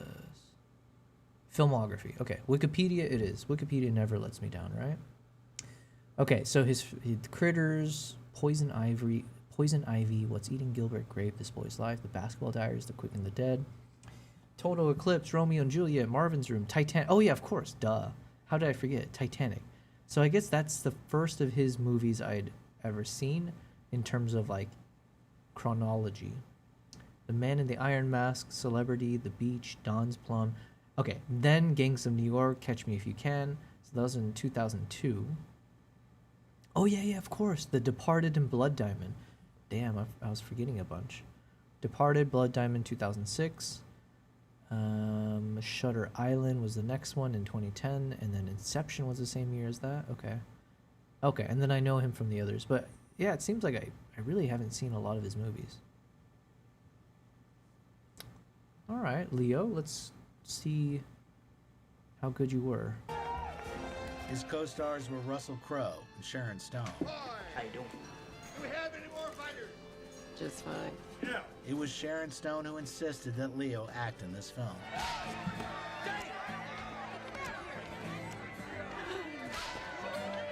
She personally paid him for his work when the studio wouldn't take him because of how much he cost. Leo's participation cost her $120,000. So be it. Bless me, Father, for I have sinned. That same year, in 1995, The Basketball Diaries was released in theaters. It was a dark and heavy drama about teen drug usage, which received mixed reviews. It's banned from showing in several countries, and in others was released with serious edits. This was partially Michael Carneal's fault, who, inspired by one of the scenes from the movie, opened fire on his classmates. Damn. Wake up, Mr. Carroll. It's later than you think. But let's return to when the picture was in the production stage. When he approved DiCaprio for the main role, director Scott Calvert didn't know that he was already pretty famous. Thinking he was the guy from Growing Pains, the choice was made purely because of his appearance. You're a very beautiful player.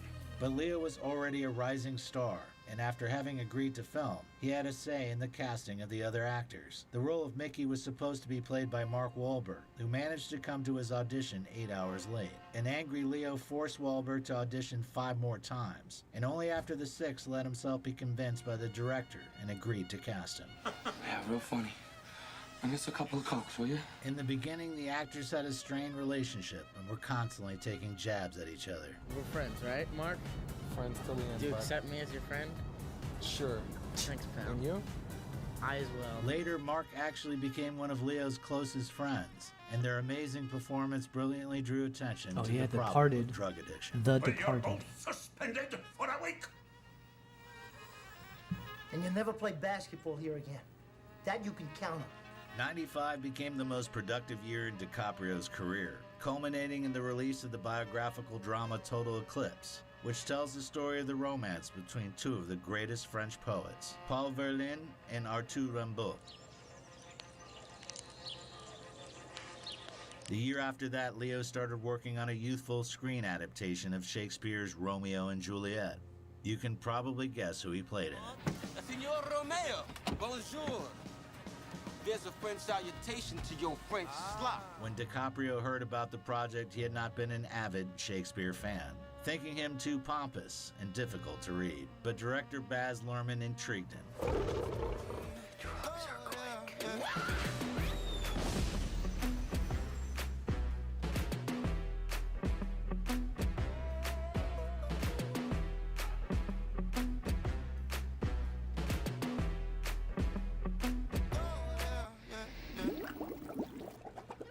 It also helped that Baz couldn't imagine anyone else playing the role except for Leonardo.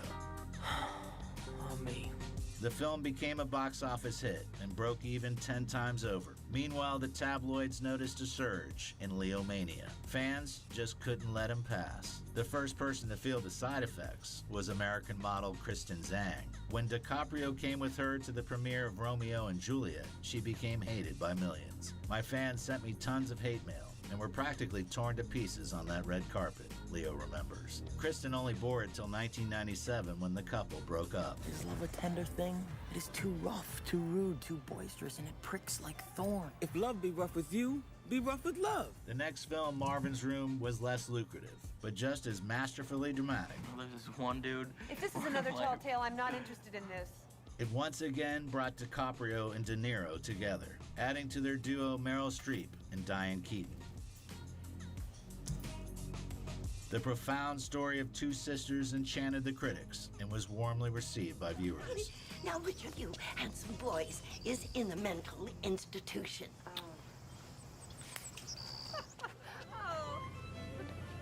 Yes, Mr. Dawson.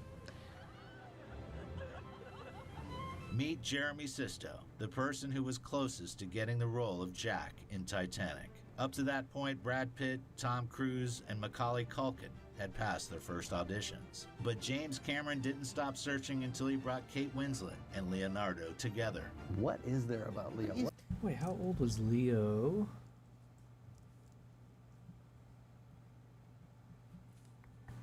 How old was Leonardo DiCaprio when he was in Titanic? DiCaprio was a young gun when that shit went down. 22, turning 23. Just a kid, really, though somehow still making us all feel ancient. Christ, 22 years old? He's in Titanic? Jesus. Who is this Leo guy, you know? Why is he so great? It's amazing. Leo's got everything it takes and more to be one of the biggest, if not the biggest stars in the world. And it's a combination of the looks, the charm, the uniqueness, because any great star has to be in some way unique, and just solid acting capability. I mean, he's just really so good. Got lungs in my air. What was my line?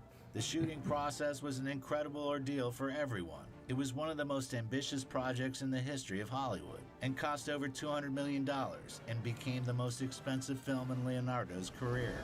We're gonna make it, Rose. Trust me.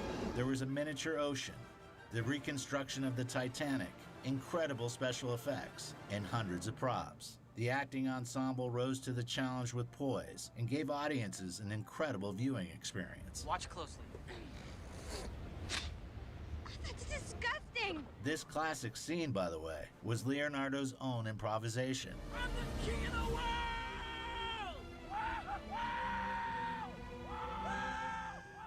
Long before that, however, they shot the nude scene, the one where Jack draws Rose. The director thought that the awkwardness which the actors would feel would look more natural if they had only just met. But Winslet cheated and showed Leo her breast before the scene so that the actor wouldn't be so nervous. Over on the bed, the couch. Titanic's box office journey is the dream of every film studio. Data shows that in the first 5 weeks, around 7% of teenage girls in America went to see Titanic in the movies at least twice. Wait, Every film studio. 17%? Data shows that in the first 5 weeks, around 7% of teenage girls in America went to see Titanic in the movies at least twice. Luckiest sons of bitches in the world, you know that? Following the viewers' approval was that of the Film Academy, which awarded Titanic 14 nominations and 11 Oscars, which is a record achieved only by Ben-Hur and The Lord of the Rings. Well, you deserved it. Right. Right. All right. But instead of celebrating the triumph with the team, Leonardo informed Cameron a day before the ceremony that he wouldn't go. James was livid. It was the behavior of a spoiled brat. Wait, he wouldn't That's go how where? He described with the team only by Ben-Hur and The Lord of the Rings. Well, you deserved it. Right. Right. All right. But instead of celebrating the triumph with the team, Leonardo informed Cameron a day before the ceremony that he wouldn't go.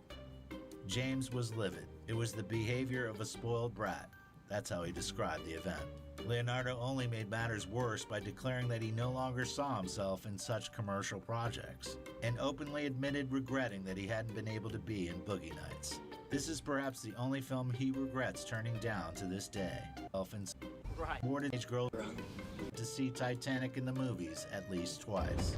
Luckiest sons of bitches in the world, you know that? Following the viewers' approval was that of the Film Academy, which awarded Titanic 14 nominations and 11 Oscars, which is a record achieved only by Ben-Hur and The Lord of the Rings.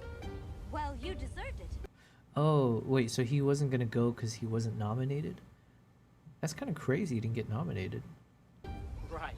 Right. All right. But instead of celebrating the triumph with the team, Leonardo informed Cameron a day before the ceremony that he wouldn't go. James was livid. It was the behavior of a spoiled brat. That's how he described the event. Leonardo only made matters worse by declaring that he no longer saw himself in such commercial projects, and openly admitted regretting that he hadn't been able to be in Boogie Nights. This is perhaps the only film he regrets turning down to this day.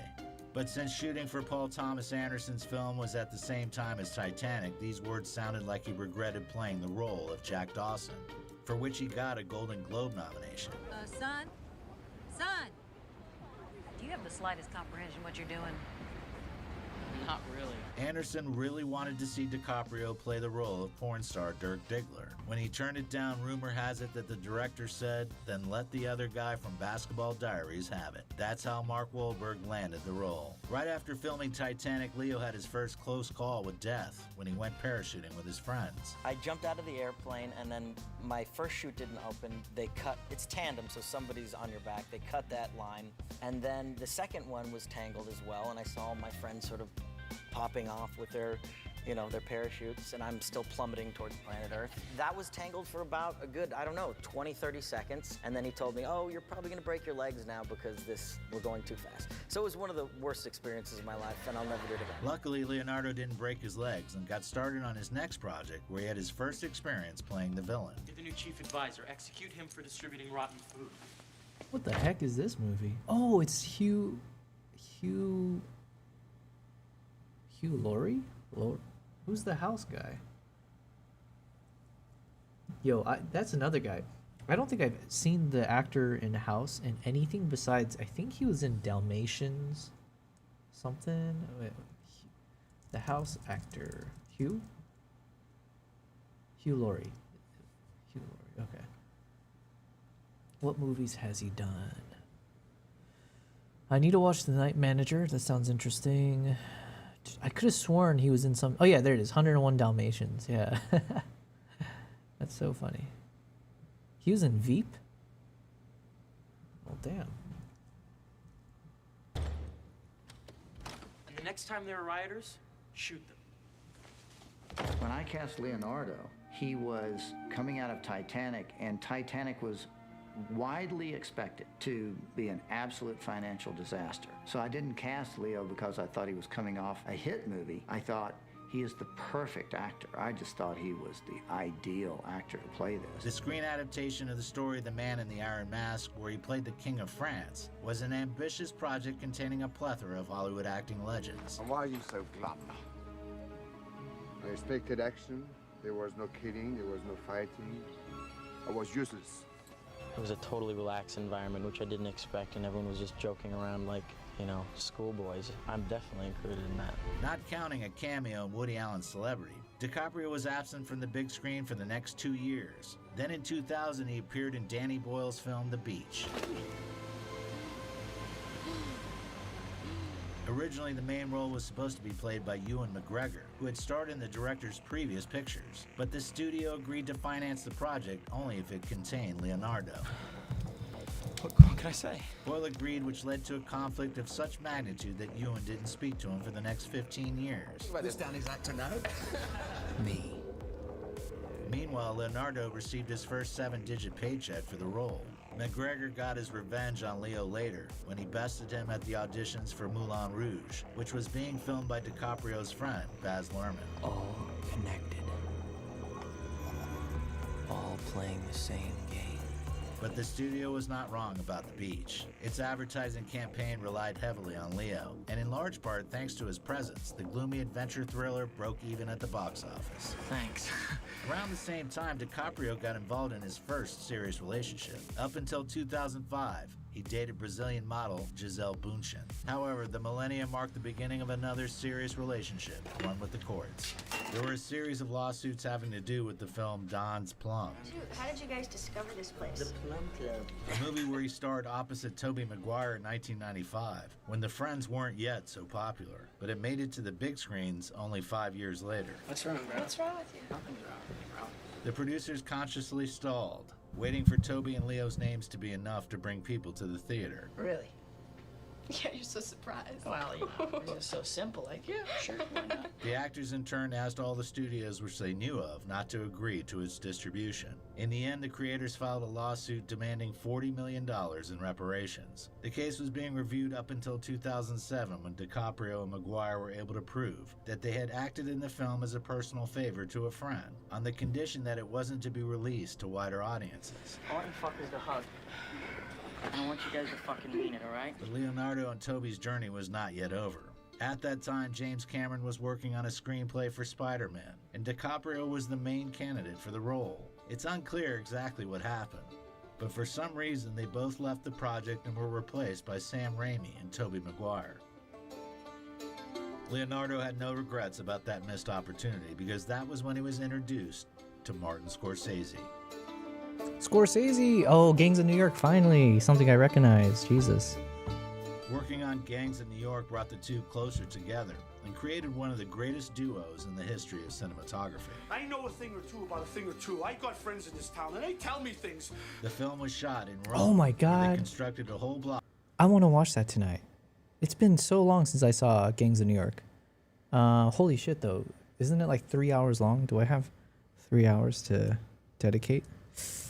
How long is that movie? Let's see. Gangs of New York. Oh, 3 hours. Don't mind if I do. After the stream, that might be it. Of 20th century New York. But Leo did not have the luxury of walking the streets of Italy's capital between scenes, and was confined to his hotel room all day because the streets were filled with his fans who were obsessed with their idol. On set, however, he still had to fight off women. At Scorsese's request, Cameron Diaz had to literally hit Leonardo. After a few takes, his face went numb, and he got such a bad headache that they had to pause filming that scene and film something else to give the actor a break. DiCaprio himself was also guilty of violence. During the fight scene, he accidentally broke Daniel Day-Lewis's nose, who ignored his injury and stayed in character until the end of the take. Wow.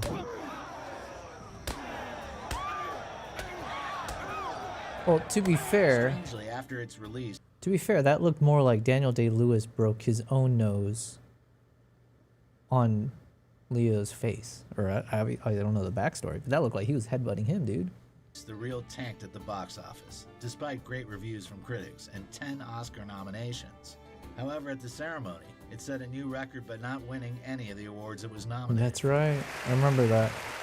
The next year brought on a collaboration between Leo and Steven Spielberg, filming Catch Me If You Can. Man, that was a fantastic movie. At the story as an opportunity for me to take a really great creative vacation and work with a young man who I've always admired, who one day was kind enough, just based on my calling as agent, to send my daughter, his biggest fan, an autographed picture. And, and that meant a lot in my family and made me a hero amongst my kids. Don't worry about it. Neither DiCaprio nor Tom Hanks, who also starred in the film, was the first choice for the roles. Spielberg had planned to make the picture with Johnny Depp and James Gandolfini, but they both left the project. Even better. Leonardo got the chance to act in a fantastic film and got to meet an unbelievably interesting person. Frank Abagnale had written an autobiography which was the basis for the script, and often visited the set and even had a cameo role. I got him! The financial success of the picture was not reflected in the number of awards, but at least Leonardo was nominated for his third Golden Globes. Thank you. In 2004, he appeared in the biopic Aviator, where he collaborated with Martin Scorsese for a second time.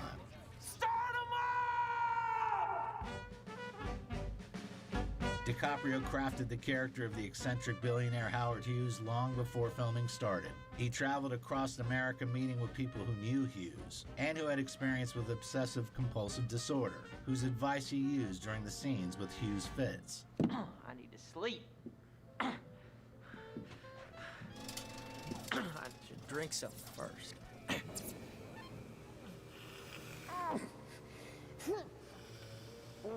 The attentive viewer might notice that the color grading gradually changes during the film. Martin Scorsese did this on purpose. The scenes from each period of the picture reflect the kind of film which was available to cinematographers of the time. Enough is enough, Mr. Hughes. Are you ever going to let us actually see this little epic of yours? The Aviator, like the previous project the duo worked on, received 11 Oscar nominations, but this time it won 5 of them. However, neither the director nor the main character received a statuette, though they did both win a Golden Globe in the categories of Best Actor and Best Film. Riding the success of this project, they immediately started work on the next one. Ever since the Hong Kong thriller Internal Affairs was released in 2002, Hollywood was fixated with the idea of remaking it. Scorsese originally wanted to film it with Tom Cruise and Brad Pitt, but for some unknown reason, Tom backed out. And Brad decided he was too old for the role and stayed on with the project as a producer. It also took a lot of work to convince Jack Nicholson to play the role of Frank Costello. In his I can't imagine watching The Departed without Jack Nicholson. Like, I'm assuming everyone says that about every good movie, but I'm trying to think, like, could I imagine a different actor for that role? He played it so flawlessly. I don't know. typical fashion, he first turned down the role. You can get out of here. And only after DiCaprio and Scorsese personally met with him did he change his mind. In addition, the acting ensemble was joined by Matt Damon and a close friend of Leo's, Mark Wahlberg. I'm the best friend you have on the face of this earth, and I'm gonna help you understand something, you punk. You're no fucking cop. His role in The Departed became one of the toughest for Leo. The nervous breakdown which he depicted on the screen was the result of hours of meticulous preparation, and some of the scenes with Nicholson were literally torture. Are you still a cop? No! No! No one on set knew that Nicholson had a gun with him, not to mention a real loaded gun. Scorsese said that everyone was in shock. Because of that, Leo's initial reaction, which was one of genuine fear, made it into the final cut. Got something you wanna ask me? The result was one of the best films by this duo, and Martin Scorsese finally won his first Oscar. Oh, did it win Best Picture? I didn't. Thank you!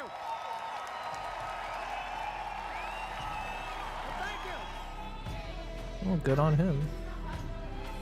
Oh yeah, you were just saying Blood Diamond was a great Leo movie. received his third Oscar nomination for the action thriller Blood Diamond, which was released that same year.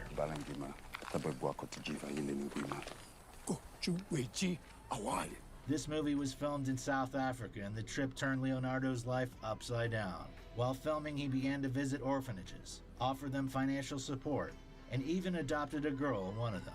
Though she ended up staying in Africa, he continues to keep in touch with her and That's send her good. money. After he finished the project, he began to actively advocate for the problems in Africa and for global warming. Once the picture hit the theaters, it attracted the attention of the authorities, which started to heavily criticize the South African government. They even had to invite journalists from all over the world so that they could see for themselves that all the issues connected to illegal diamond mining were in the past. Also, while shooting Blood Diamond, Leo almost lost his life for a second time when he was scuba diving in a cage to look at sharks. They actually said in 30 years this has never happened, but the tuna kind of got stuck on the top of the cage, and the great white leapt out, and it went into the cage with me, and half of its body was in and out, and I flattened down at the bottom, and it chomped a few times, but I survived it, and the work that they're doing is great. They're protecting sharks as well. That same year, he fell in love with the Israeli supermodel Bar Raffaelli, whom he dated for 5 years. And once again, Leo disappeared from the screen until 2008, when Revolutionary Road and Body of Lies were released. I just offered him asylum. Well, you lied, buddy. Just cut him loose and put him back on the street. Both films became sort of a reunion with previous co-stars. In Body of Lies, he worked alongside Russell Crowe once again, in a plot-twisting action film about the work of several CIA agents. If something happens, shoot Fuck me. that shit. I will shoot you. I will shoot you right now. Let's go. Go down here and beat a pussy. In Revolutionary Road, he acted opposite Kate Winslet and Kathy Bates, who had worked on Titanic with him. Kate and Leo are very good friends and continue to support each other throughout their acting journeys. Leo, I'm so happy I can stand here and tell you how much I love you and how much I've loved you for 13 years. Maybe that is why they were able to play their parts so convincingly in such a difficult piece of drama. So now I'm crazy because I don't love you, right? Is that the point? No, wrong! You're not crazy, and you do love me. And once again, DiCaprio joined forces with Martin Scorsese. He's created something really unique here. First, they wanted to make The Wolf of Wall Street, but the studio thought the project too expensive. It was set aside, and instead, Leo and Martin decided to work on creating the thriller Shutter Island.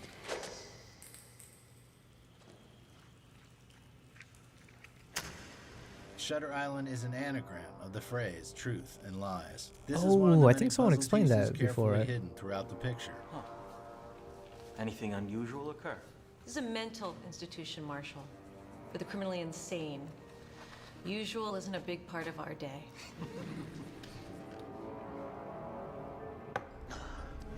It's just water. It's a lot of water. Are you all right? You look pale. I'm fine. It's just,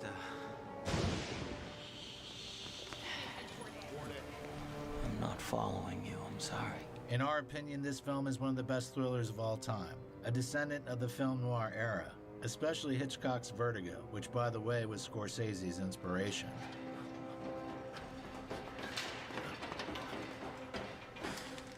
The picture's release was set for 2009, but the studio pushed it to February of the next year simply because it didn't want to spend a lot of money on advertising. Film promoters wanted to save money by writing on the free press that came from the films nominated for Oscars in the same year. Unfortunately, Shutter Island became the duo's only joint project that didn't garner a single Academy Award nomination.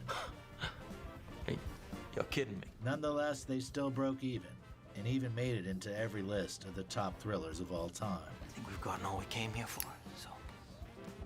In 2009, Leo visited Russia. This was a memorable experience. No, not because of the stroll through Red Square, but because of his third near-death experience. I was on a plane Jesus. to Russia, and the engine exploded. I was the only person there that seemed to see this, but it was a flaming fireball. I come in, and the stewardess came out and said, "We seem to have a slight problem here." Engine exploded. Memorable experience. No, not because of the stroll through Red Square, but because of his third near-death experience. I was on a plane to Russia, and the engine exploded. I was the only person there that seemed to see this, but it was a flaming fireball. I come in, and the stewardess came out and said, "We seem to have a slight problem here." The Russian guy finally said, "What is the problem?" And I said, "Well, we lost one of our engines." He goes, "How many engines did we have?" He goes, "Well, we had two. Now we have one." A Russian plane has caught fire while landing in Moscow. The Jesus. aircraft was carrying 140 passengers, but no one was injured in the incident.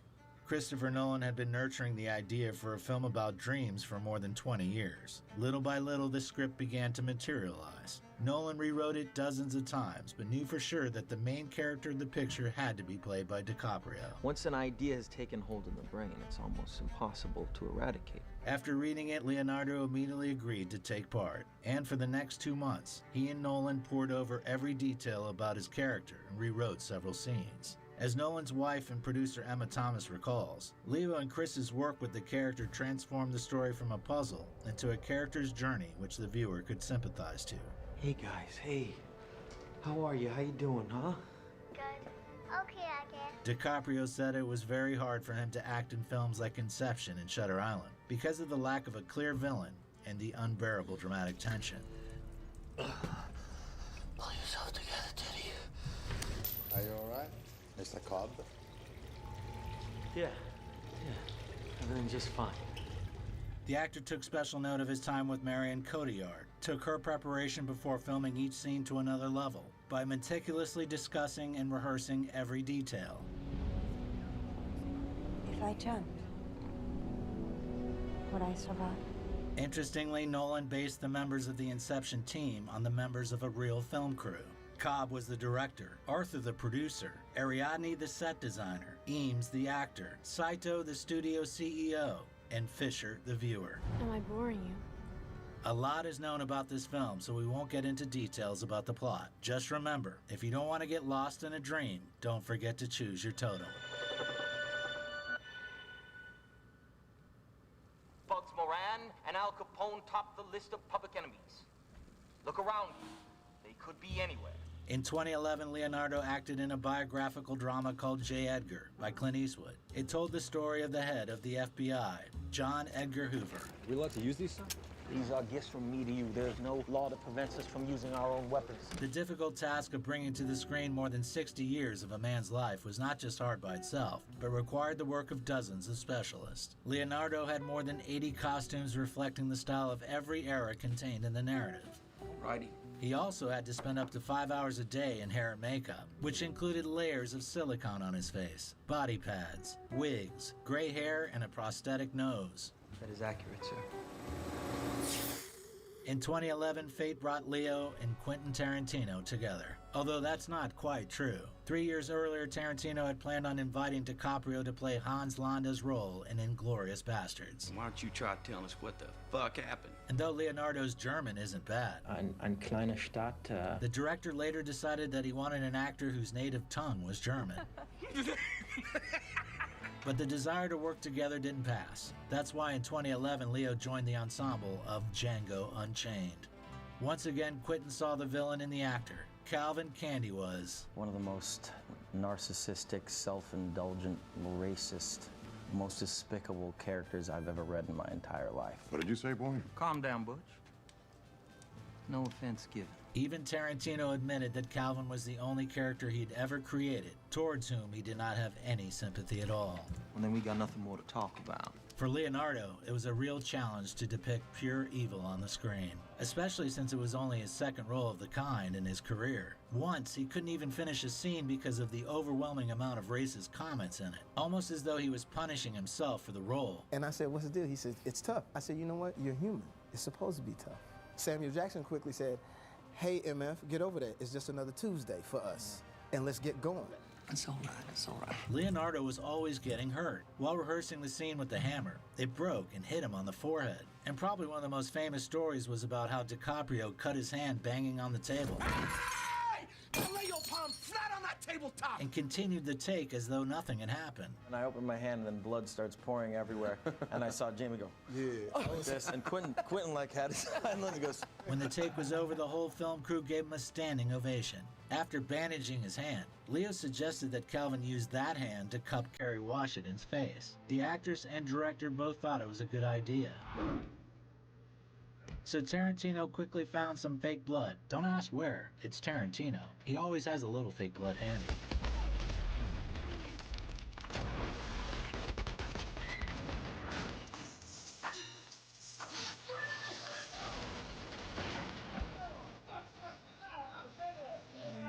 And they shot the scene. Thanks to the role, Leonardo was nominated for another Golden Globe for Best Supporting Actor. And the Golden Globe goes to... The award went to his Django co-star Christoph Waltz. You little dickens, you. Next, Leonardo transformed into Jake Gatsby, the king of soirees and hopeless romantic. You think it's too much? It was the first real film featuring DiCaprio and Tobey Maguire since This Boy's Life. There's anything that you want, just ask for it, it's cool. They were brought to the same set by the director Baz Luhrmann, whom Leo had worked with on the picture Romeo and Juliet. The Great Gatsby resurrected the fashion of the 30s and rightly received an Oscar for Best Costumes and Set Design, becoming another sensation in Leonardo's career. While he was playing the part of the king of soirees on screen, in real life he was more and more busy saving the environment, having spent $3 million in 2013 alone on the preservation of Nepalese tigers. I totally forgot that Leonardo was like a huge conservationist, or like, yeah, he was super into it. I'm like starting to remember a little bits and pieces, because I think that was the reason he did Revenant or something, or there's a big part in that for the nature side of things. Yeah, okay. Damn. That same year, they finally got the funding to shoot The Wolf of Wall Street, making it his 5th collaboration with Martin Scorsese. Leo created an undeniably unforgettable character. See, money doesn't just buy you a better life, better food, better cars, better pussy. It also makes you a better person. Having spent several months preparing with the real Jordan Belfort, who taught him everything from broker slang. An IPO is an initial public offering. It's the first time a stock is offered for sale to the general population. To how to behave under the influence of heavy drugs. Jesus fucking Christ. Take! What's wrong with you? By the way, the picture is littered with improvisations. As Martin Scorsese himself has said, he loves it when actors think of something unusual, so he tends to give them a lot of artistic freedom. Unfortunately, his 5th Oscar nomination didn't bring him a victory. The fuck is that? You know? The films of Martin and Leo seem to be cursed when it comes to the Academy. This time was no exception. Apart from Leo, the statuettes evaded Jonah Hill, No, everything's fine. Martin Scorsese, and writer Terrence Winter. Fucking cheap fucks. Failure at the Oscars was only the beginning of the problems connected to this reel. The story about money laundering and corrupt practices was destined to become involved in a real FBI investigation about money laundering and corrupt practices. The Malaysian scandal left the public in shock. The theft and concealment of funds by the Malaysian Prime Minister and his son were directly connected to the Wolf of Wall Street. These Malaysian swindlers were the owners of the Red Granite Company, which invested more than $100 million in the film. The real question is this: was all this legal? Absolutely fucking not. Leonardo testified before the FBI and was forced to return a present to Red Granite, the actual Oscar of Marlon Brando. Also, for a long time, his $25 million paycheck from the film was frozen. Leonardo's participation in any crimes was never confirmed, but any gifts he received from the stolen money he had to return. But that was not the end of the connection between Scorsese and multi-billion-dollar Asian companies. In 2015, he shot a commercial short called The Audition, where he shot Leonardo DiCaprio, Robert De Niro, and Brad Pitt. Martin, like Leo, had not worked with De Niro since 1995, when Robert had worked on Casino with Scorsese and Marvin's Room with Leonardo. The Audition became the most expensive commercial in history. The budget of $70 million was 2 times bigger than the last record holder, Chanel Fashion House. Let's return to 2014, when Leo washed away the dirty aftertaste of the Malaysian scandals with some philanthropic work. On the 16th of September 2014, he was chosen as a United Nations ambassador for climate change, and since then has been devoting more time to that role than to his acting career. Paradise that has been degraded and destroyed. We're knowingly doing this. Even before filming the biography of Jordan Belfort, Leonardo agreed to work on The Revenant with Alejandro González Iñárritu, on the condition that the director would wait until DiCaprio finished filming The Wolf of Wall Street. Iñárritu agreed and decided to use the time to film Birdman. That clown doesn't have half your talent. However, as soon as the actor was freed up, he was being courted for the role of Steve Jobs in the film of the same name. Out of respect for Alejandro and interest in The Revenant, Leo easily turned down the saga about Apple's creator and was presented with the greatest challenge of his career. Torturing the bastard. proper thing to do would be to finish him off quick. He had to learn to fire a musket, start a fire, learn Native American dialects, and sit in makeup for several hours a day. It was about a 4 to 5 hour makeup job every day with all the scars and. So again, it was just a joy. Yeah. The whole... He also had to eat a piece of raw bison meat, even though he is a vegetarian. Amazingly, despite the large number of difficult and dangerous scenes, he didn't get hurt once during the whole filming process, for which he often thanked the stunt coordinators and film crew.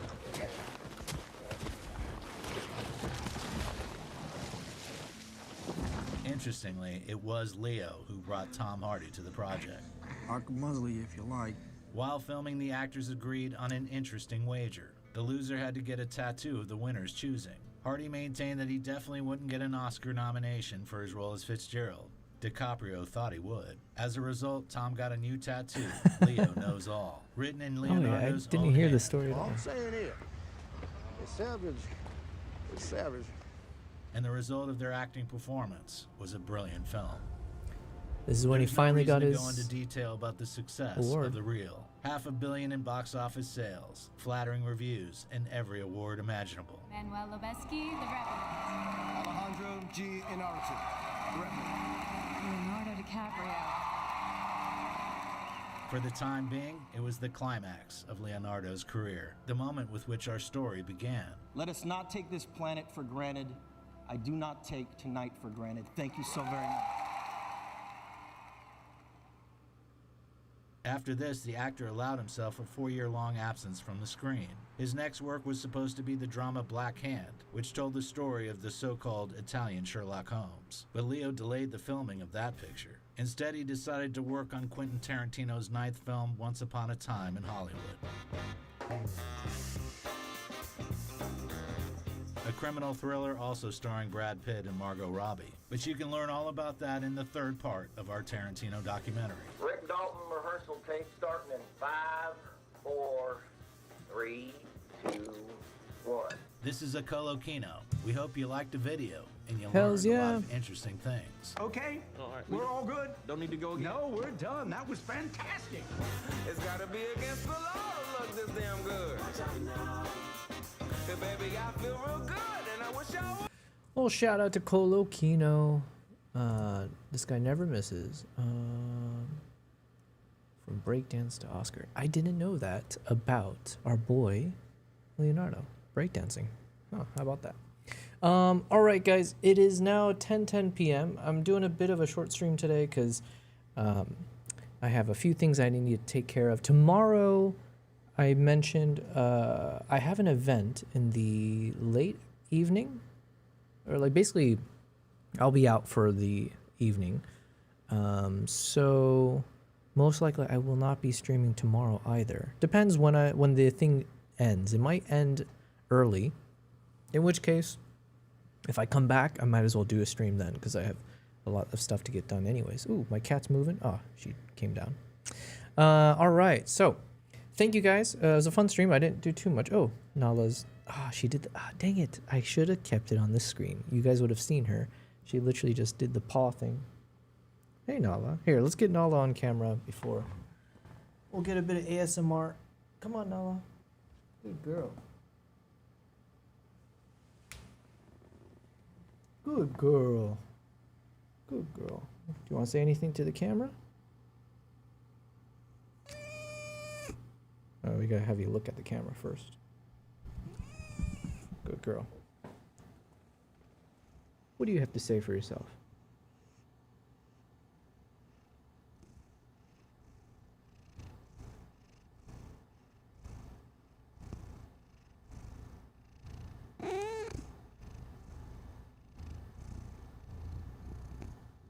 Good girl. Good girl.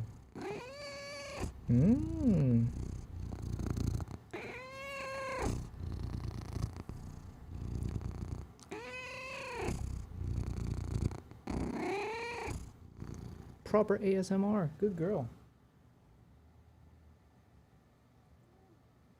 All right. No fighting. Put you down.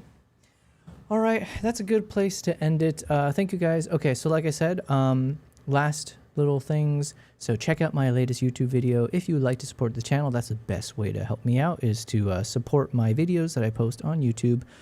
So that one was a couple days ago. It's 140 photos from my time in Mongolia. Another way you can help me out is I've posted on Instagram. I have a few more photos I need to post on Instagram in the coming days, but I hope you enjoy the content there. And then I'm working on the next few videos that I'll be publishing on YouTube. The next one probably will be ready in 2 or 3 days from now. So I hope you enjoy that as well. Alrighty, those are the main updates for today. So tomorrow, if I do stream, or the coming days, like I said, I'm doing a lot of just the boring work at this point. I just got to find all the footage. Unfortunately, if you were visually following along with me today, the things you were seeing me do was not very fun. I was literally just going through any of these like action camera shots that I have, where you can see me, where you can see the freewell product in view, because I need to start clipping those parts out, and then I want to make this freewell product review video very soon, and so that will just help my editor as well have all the right pieces ready to go. So, all right, anyways, boring stuff, but what can you do? Thank you guys. I appreciate the stream, and I'll see you guys, if not tomorrow,